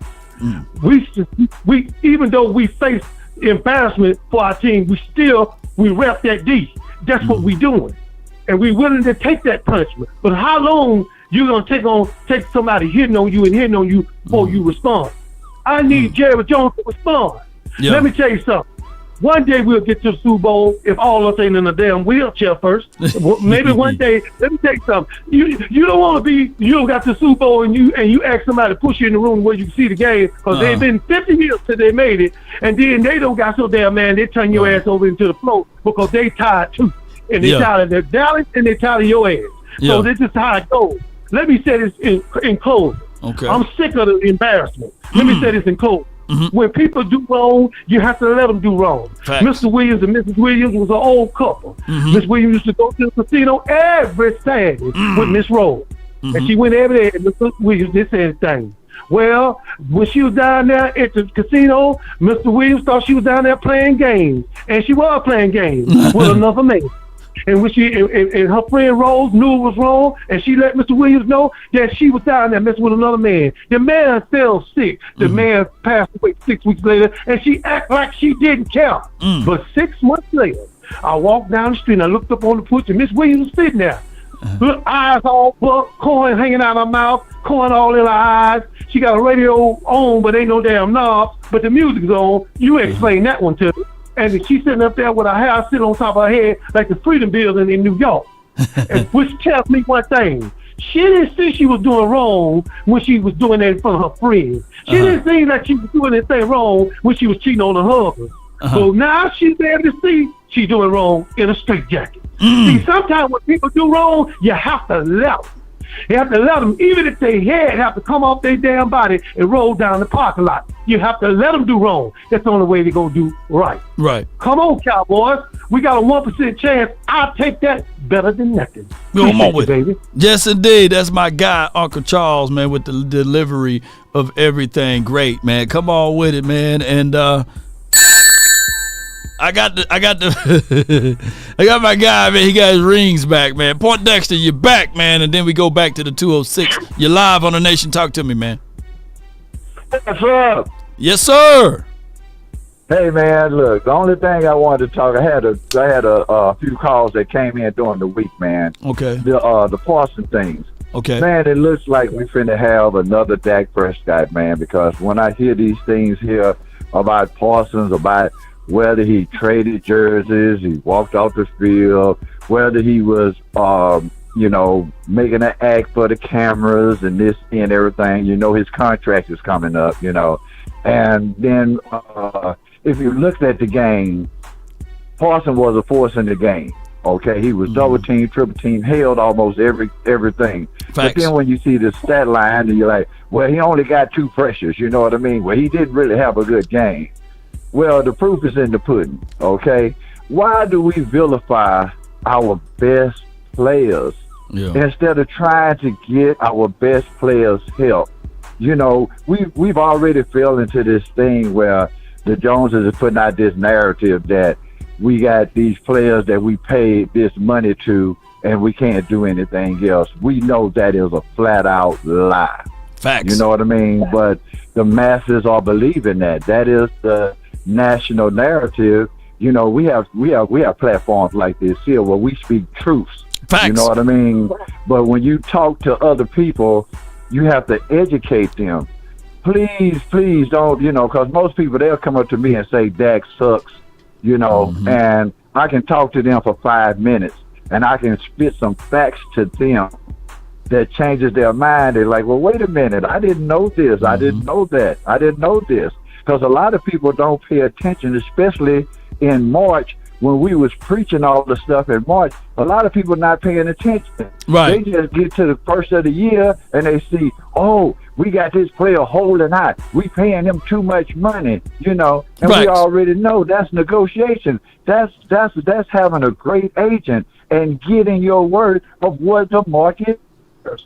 But people don't understand that. And before, we have to get these people to understand it so that they can put the pressure on the Joneses. The Joneses has been pimping us for the longest, man. Forever. They sit up here and give us all this stuff and paying money for tickets. We paying money for merch and everything. They making this money. The only thing about it is when you get free agents and stuff like that, you have to spend your money. See, because the NFL just has it that we have this what we call it. I got to get the word, but it's a profit sharing. So that money that they get from the NFL, that's what they're using. When other teams are using money other ways to get these players, and until they quit pimping us and we call them out on that, what we call it, pimpimization. Until we call them out on it, man, it's gonna be some of the same, man. But as Uncle Charlie just said it, he used some great analogies, man. He did. He's on it. And it's true, and it goes back into that pimping thing.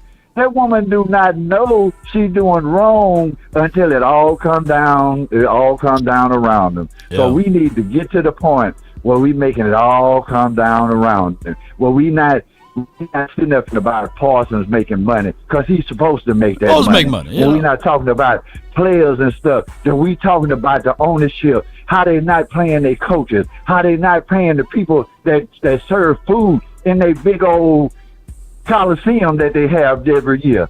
You know what I mean? We need to get on them, and that's the thing is. And I sure hate that we're going to have this thing where people's going to be talking about Parsons just like all that, over again, man. Just rinse and repeat. Them. Yeah. I would love for them to just go ahead and do breaking news and sign Parsons to an unbelievable deal now. Man, that would be great for us. You know what I mean? You would have your phone lit up. And then one other thing I wanted to say, we have a lot of back and forth because we have some callers that come in and they really just want to stir the pot. You know what I mean? Yeah. And I know Pastor, he got a little amp there. You know what I mean? And we got some old VIP and stuff. Leave that child alone. Just leave that child alone. This child come in and he talk crazy, and he's just trying to get a little attention. Yes, he is a little feminine. I do know this, because I deal with some feminine men. I'm not saying that's about sexual orientation. I'm just saying, you know what I mean? That's what you got a feminine attitude. The kids get to run the mom, and mom gonna make it all right. You hear what I'm saying? Yeah. And that's why you don't have the discipline of the players, because you have a coach trying to be the dad, but all the kids running the mom.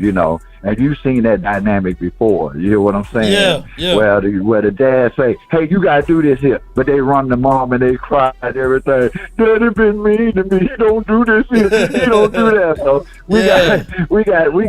we got that feminine ownership, you know what I mean? That coddle the kids, man. Just like that thing with OA, man. You made a bad play at a bad time, okay? Yeah. No, we're not going to make excuses for you. Not at all. When no doubt, Paul Dexter, man. Leon Lett was one of the better players on the team. You hear what I'm saying? Yeah. When he did that, he thought he was going to get cut. He was crying, thought he was going to get cut. That's the attitude we have to have on this team, man. No doubt, the type man. of coaching we need. No doubt, man. But hey, before I let you go, man, let me hear you say it, man. Let me hear you say it, bro. How about them Cowboys? That's my guy, Paul Dexter, man. Appreciate you, man. Woo! Everybody on Brandon, man. In the ownerships here, but we're gonna get the 206, the 305, and then I got 423, and then 214. Okay, that's all of the remainders here. All right, so the 206, you're live on the Nation, brought to you by FrenkelFirm.com. Talk to me. I hate that. Oh, you got to gargle now, man. You got to gargle with some apple cider vinegar, man. What's going on, bro? I worked last night. Okay. But I'm like, man, how about that cowboy? Oh my God. Oh yeah. It kills me with that. I'm like, oh my God. Yeah. Yeah. You know me, Fat Boy. I'm done with Fat Boy. You done with Fat Boy? Yeah. I'm done with Fat Boy. Fat Boy causing us a lot of games, man. He made your quarterback look sorry. He made all the quarterbacks look sorry. The offensive line look sorry. Don't play the wide receivers.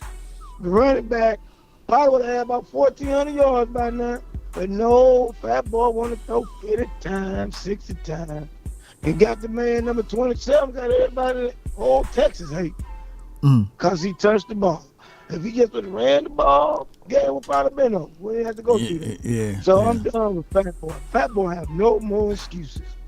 Darius is right. I don't hear nothing about Fat Boy. I know they're going to bring his sorry Fat Boy himself back. The only way Fat Boy get cool with me and probably a lot of fans, he got to win Super Bowl. I don't want to hear about no playoffs. I don't want to hear about nothing. It's Super Bowl or nothing. No doubt. No more excuses, man. You know what I'm saying? No doubt, man. Well, all right, man. I appreciate you for calling in and give me the update on Big Boy, Fat Boy. Fat Boy. Hey, that's his new name, y'all. Fat Boy. All right, appreciate you, man. Thank you. Let me hear you say it. How about them Cowboys? All right. How about them Cowboys, man? Come on with it. Yeah. Woo. No fat boys were harmed during that segue there, And if you are so happen to be a fat boy watching this channel, man, Law really appreciate the big boys, fat boys, skinny boys, thin boys, all of the boys. Because we them boys. Come on, baby. So come on with it. We don't alienate nobody over here. All views count the same. Come on, baby. From the 305, you're live on the nation. Talk to me, man. What's good, Big? What's good, Big Law? Good afternoon, man. Good afternoon to you, bro. Yeah, man, I don't even need no television, man. All this daytime drama you got, boy. I don't need no TV. I just put the nation. I just put Law Nation on, man, and it just make the whole day, man. Yeah. Real talk, man. You competing with Shay, man. I don't know. What show got the most drama, man? I don't know. I need to fabricate some stuff. Like you do. Nah, I will just speak whatever we need to, though. We don't have to fabricate nothing. All I ask. Yeah, definitely, man.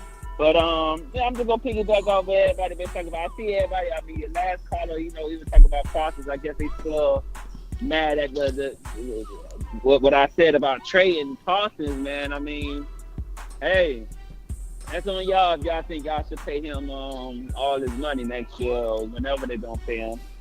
But I want to talk about the cap, Big Law. Okay. Y'all keep saying we got 100 million coming in next year, right? I mean, if you make those necessary moves, right now they got 21 million. That's where they at. So what people are saying is basically, this is how you can get 100 million. Oh, okay. I'm about to say we gotta resign a lot of players. So I don't know how we having this big cap next year when we got a lot of players that are fire contracts. So don't that eat up the cap also when you gonna resign your players? How Steven say he's about to do? Well, you got 26 free agents this year. The NFL turnovers is about 40 to 50% on a roster base, right? So when we start to look at those type of things, okay, so you got 26 to 27 free agents on this team, right?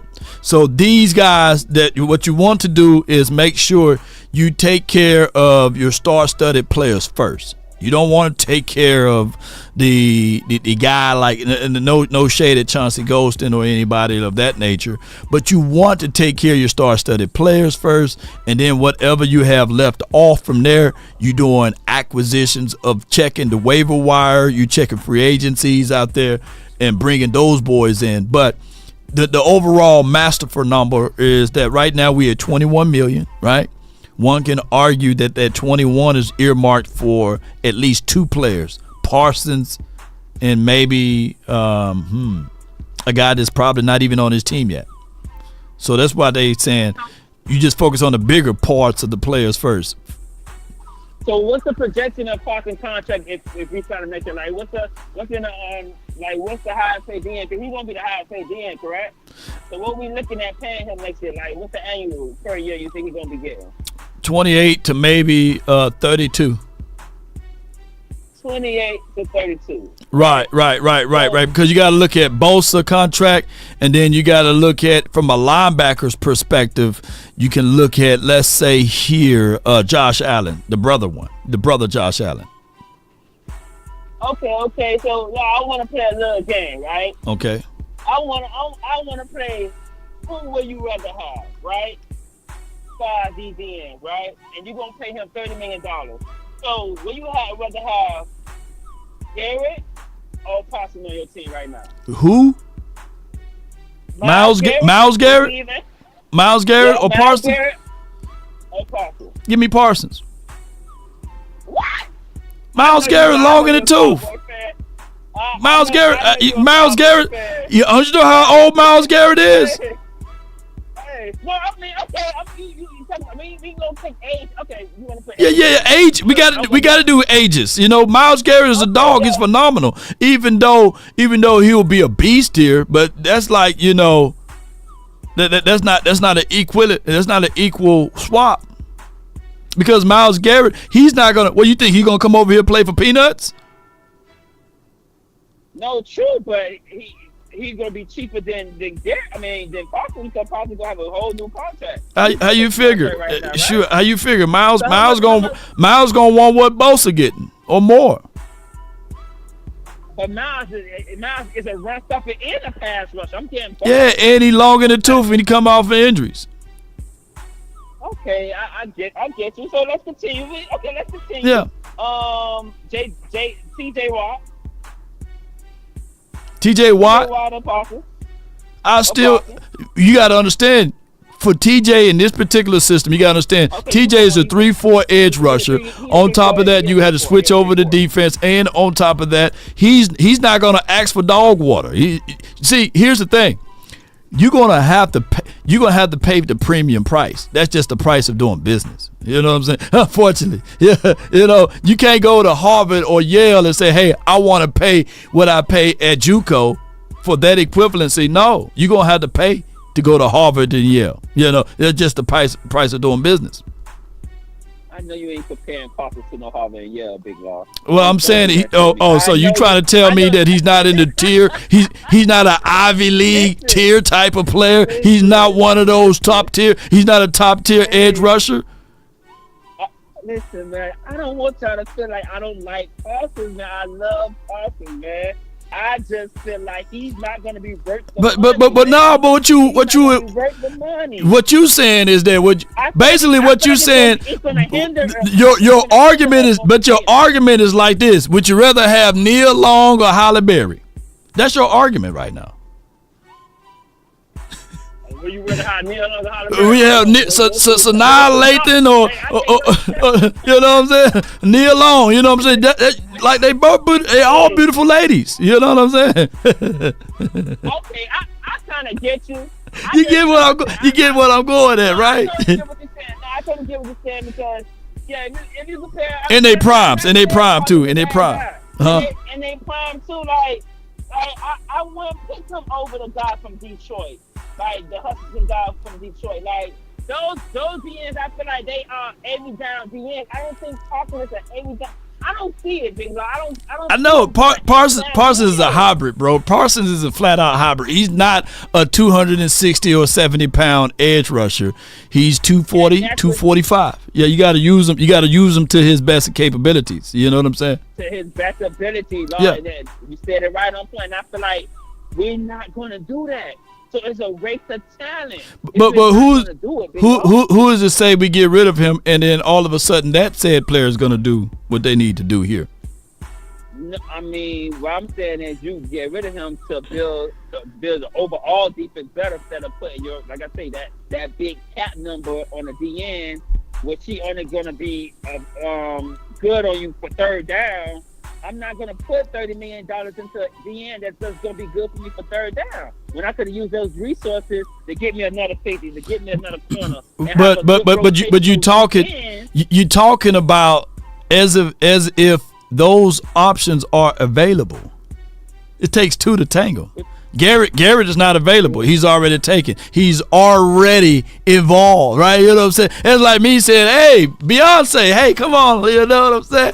Hey, I hear Jay-Z going through some stuff right now, but are you available? You know what I'm saying? For me to holler, you know. So she's already taken. She's not open on the market right now. So that's what we're talking about. Hey, TJ Watt, he's already taken. Myles Garrett, he's already taken. And anybody that's good, Bosa taken. Aiden Hutchinson, take it. No, true. Huh? No, true. No, my comparisons were just saying what player you would take, what player you feel like they were best. And I guess you said Parsons. But I say, like, Parsons not far from them guys. Don't get me wrong. I feel like if Parsons was still under, it was again the guy we had last year as he was coordinator, Dan Quinn, I feel like he probably would have had another breakout season this year because Quinn was kind of trying to use him the way he used Debo over there in Washington. But now that you don't have Quinn, I just feel like he's going to be a waste. I just feel like they're going to try to put him as an 80 down DN, let him get pounds up, and by the time he's in his second, third year in his contract, he's going to be dealing with injury because he's too light in the butt. Law, that's all I'm saying. You know what I'm saying? That's all I'm saying. But I feel your sentiments on all of that. But just to know, one man's trash is another man's treasure. I know right now, Eagles fans would get rid of their spleen right now to have a Micah Parsons. You know, they get rid of their spleen. They say, okay, yeah. We need those type of teams who want to give up the whole house for him. Like I said, Herschel Walker. I feel like that's our Herschel Walker. Like we need a team that want to give up the whole house for him. Would you take? All right, let's play this game. Let's play the game. Would you take 2 first-round draft picks from the Eagles if they would say, "I give you 2 firsts and a third for Parsons right now"? Would you do that? That's too low in the draft. If we projected the Eagles to go as far as they record shows, right? Then I might not take that deal because I know I'm going to be picking in the bottom. Now you take. I mean, I'm gonna have 3 first rounds. Yeah, but you could be picking at the 29th or the 30th. Hell, you might be picking at the 32nd. I'm not dealing with that type of team. I'm trying to deal with somebody who at least gonna give me some mid-range picks.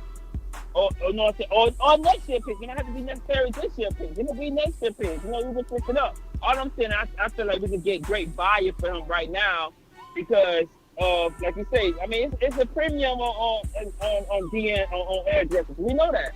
Yeah, and you got the premium. You got the premium. What you telling me? 305 for the 305. What you telling me? You're dating the Holly Berry and you still keeping your options open. You still looking. Yeah, no, you dating Neil Long. You still looking. Yeah, what you doing, bro?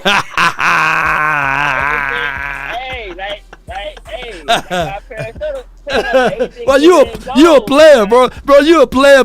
You a player from the Himalaya over there, man. You greedy. You greedy, dog. You greedy.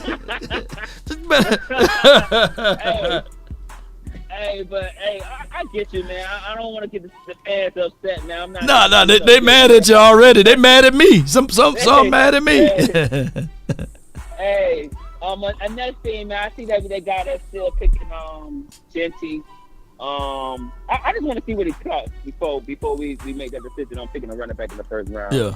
I think we got your boy. He's a bruiser. Right. We got your boy who's starting right now. He's a bruiser. I think Genty is kind of the same thing with probably a little bit more speed or fresher legs because he's younger. But I think they kind of the same type of player for the bruising type running back that's gonna go into the gap because bruise. Right. He look like he got some breakaway speed, but if they're not clocking, a right time in the draft, I'm not putting my resources in no first round running back, man. No doubt, man. I think we need to switch up a switch up. Well. I'll say this though. In closing, man, I'll say this: just trust the tape. Don't fall in love with the 40 time. You know what I'm saying? You know what I'm saying? Don't fall in love with the 40 time. His tape looks good. Trust the tape. His tape looks amazing. His tape looks amazing. That's what I'm saying. If he clocking anywhere near decent, then yeah, I would consider him because that is a big need.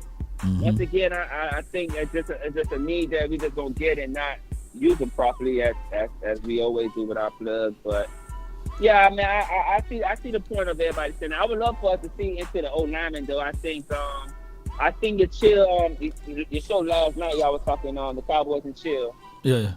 and y'all were talking about Big Mike and whatever case may be. I mean, I could see that he don't have no say so because that's the way how they put the O-line together this year. I mean, everybody know you could have put BB at guard or you could have put that rookie back at right tackle. You could have did a lot of more stuff to make your O-line be more sufficient, if I should say, right? No doubt. Like you could have did a lot more. That's why we with this Mike McCarthy thing, man, he gonna cut back to a 2-year contract. And it goes what I tried to tell you yesterday. Nobody wants this job, Big Law, to me. I don't think nobody I don't think when they interview people, I don't think people coming in like, yeah, man, I wanna coach this team. I'm thinking they saying like, man, this is a mess. No doubt, man. But hey, all right, bro. Appreciate you, man. Thanks for calling in. All right, Big Law. No doubt, man. Yeah. All right, man. The 423 and then that boy Chris. All right. 423, you're live on the Nation. Talk to me, bro. Hello, this is Henderson again calling. What's good, Henderson? Appreciate you for calling in. Man, I enjoy the show. Appreciate this platform to be coming on. Let me say, when I think about the Cowboys when we won Super Bowls, and you can learn from the past. And I think that's the problem, that we are not trying to learn from the past. We're trying to reinvent the wheel. Right. But let me give you an example of what I'm saying. First of all, if you're going to go out and get a coach like a Bill Belichick, you're not going to pay him the same kind of money that you would pay McCarthy because he got a better resume. I mean, the more education you got, the more money you make. The more successful your career has been, the more money you make. Facts. He ought to make more money, much more money than what our coach McCarthy makes. But let me say this. Now, when you think about the teams that we put together, Super Bowl team, I'm just talking about the skill positions. When we first had Roger Staubach on our team, he had Lance Allworth, a Hall of Famer, on one side. Mike Dicker, Hall of Famer at the tight end. Bob Hayes, we drafted, Hall of Famer on the other side. Roger in the back at the quarterback, and he had Dwayne Thomas and Calvin Hill, 2 first-round draft picks. Both that was his skill position players that he played with. So they Tex Ram wrapped the best talent around Roger in order to put him in a position to win. Right. Now, when he won his second Super Bowl, you had Roger, you had Drew Pearson, Hall of Fame. Right. You had Tony Dorsett in the backfield, Hall of Fame. Correct. You had Billy Joe Dupree, Pro Bowl. Tony Hill, Pro Bowl. He won the second Super Bowl. Okay, Troy. He had Michael Irvin, Hall of Famer. Emmitt Smith, MVP, Hall of Famer. Alvin Harper, first-round draft pick. Jay Novacek, Pro Bowl. Right. Now we get that, and the first thing we do, we tell him, now that you're making the most money of any quarterback in the league, you're gonna have to do more with less. That ain't gonna work. You got to come out with the mindset that we're gonna wrap the best talent that we can around this man so that he can be as successful as he can. You're not gonna get in there and just put, to me, the whole wide receiver core, except for, of course, a CD, we could just about flush them and go and get some, wrap some more talent around him that he can win with. Right. Shouldn't have never let Amari Cooper get away. We could have went back and got him for far less money than what they admitting to, because he had already, the Cleveland Browns had already paid him most of his money up front, so they could trade him if they had to. No doubt. So, the Bills only paying the man about $1 million. They could have went and got him. Well, let's just say this, though. But the Cowboys want to do things Cowboys way. And when you mention all of those things, that's why I let you go into those conversational pieces. You talking about a Hall of Fame guy that was a person that invented things that's still used to this day out of Tom Landry, right? Right. So that's why you're seeing the different levels of caliber of coaching. And then when you talk about Jimmy Johnson, He's another Hall of Fame level of coaching that brought creative things on how the draft process works, far as the grading of a draft trade and these sorts of things. Revolutionized the game, right? So those two right there are pretty much, you can't talk about NFL without explaining Jimmy Johnson and elevating also Tom Landry to a degree on what they made an impact, not just for the Cowboys, but for the NFL, right? But what we've been doing ever since then has been chasing the ghost, even though Jimmy is still alive.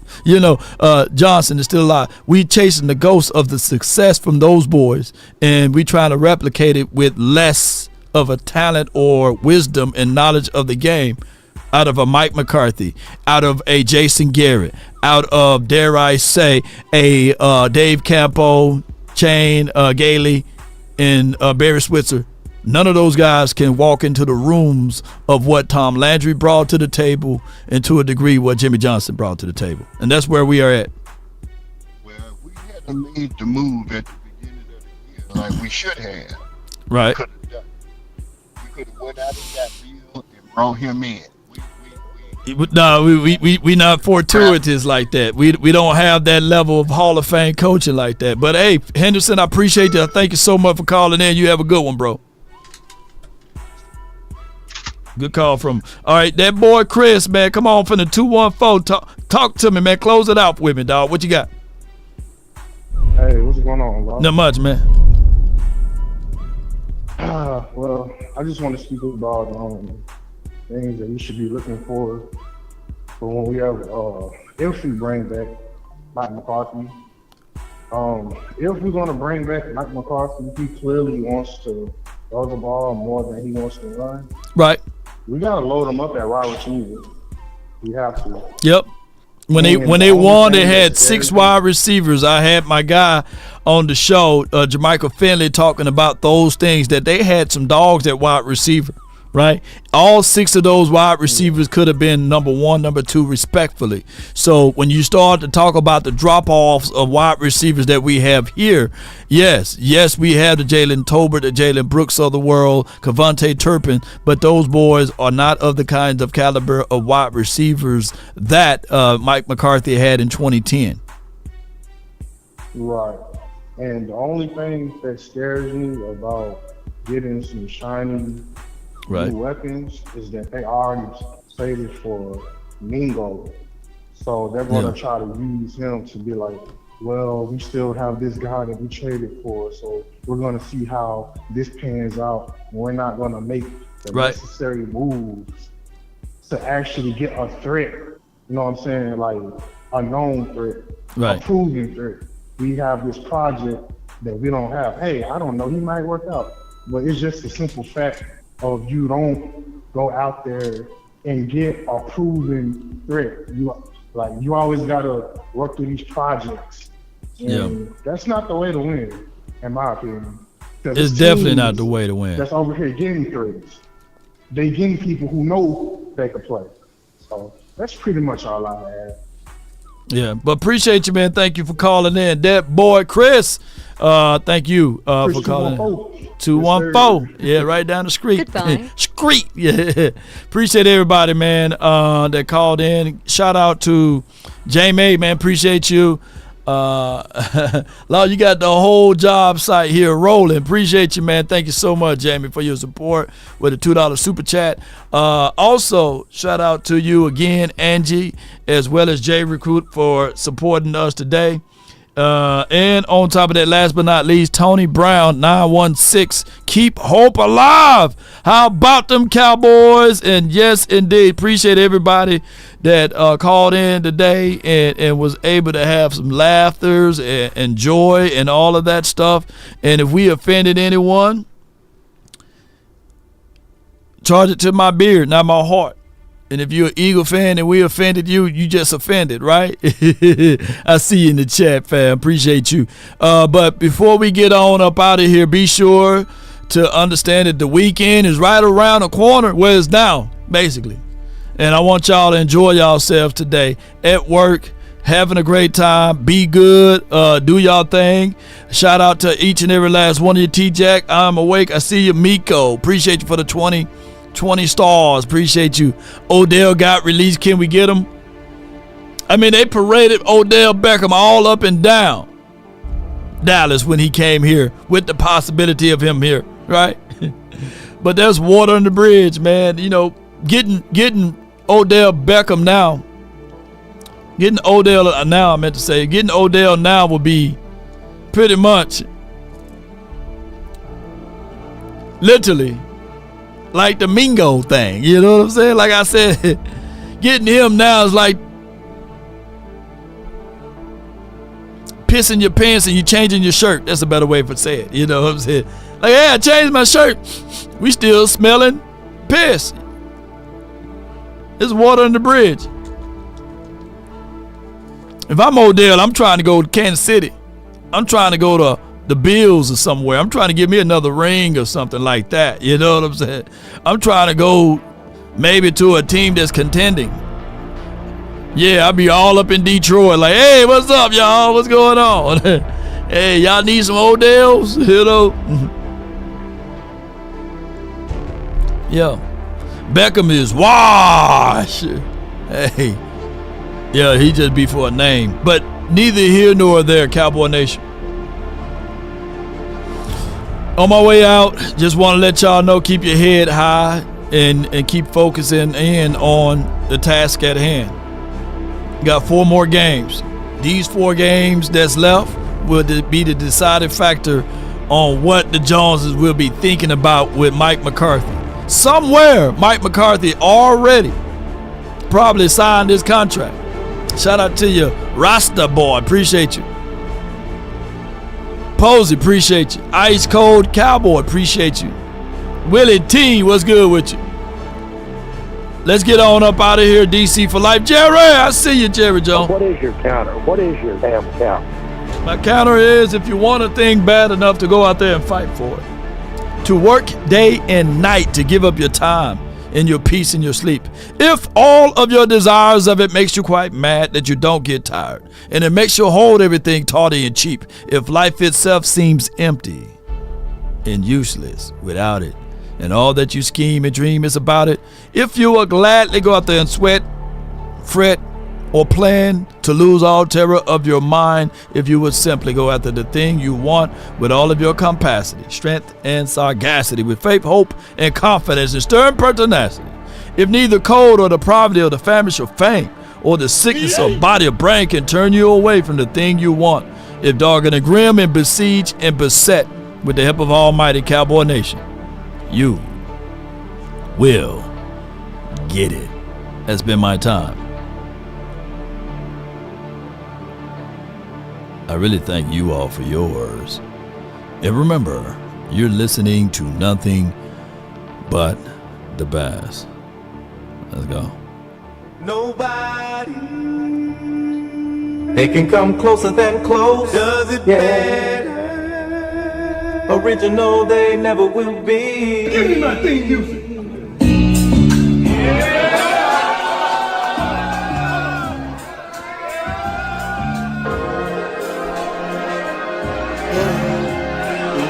I just wanna run it up. Kinda check or something. I've been really in the field, let up, yeah.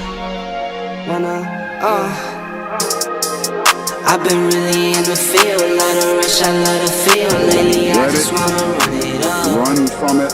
Don't need no deals, I make the deal. Have to take it to a meal. Lately, I just wanna run it up. It's an evil world we live in. Kinda check or something. Lately, I just wanna run it up. Count that too, count up. Lately, I just wanna run it up. Need them ones, I need them fives, need them tens, I need that change to the safe, got blues inside. I get it. Greens and pinks, it's all the same. I still sit and roll my change. Take some losses when I play, charge it to the game. I'm with A, yeah, I'm with T Black, I'm with Rabbit now. I'm with A, yeah, I'm with J, yeah, I'm with Chuck now. Still the same, I switch inside. Young Star, appreciate you. Come on. Hey. mix Nike with designer, I experiment. You just rock what's on the shelf and I'm not feeling it. Search for the one, but baby girl, it's nothing real as this. Angie! I've been really in the field, let her rush, I love the feel. Lately, I just wanna run it up. Don't need no deals, I make the deal. Have to take it to a meal. Lately, I just wanna run it up. Yeah, like, kinda check the song. Lately, I just wanna run it up.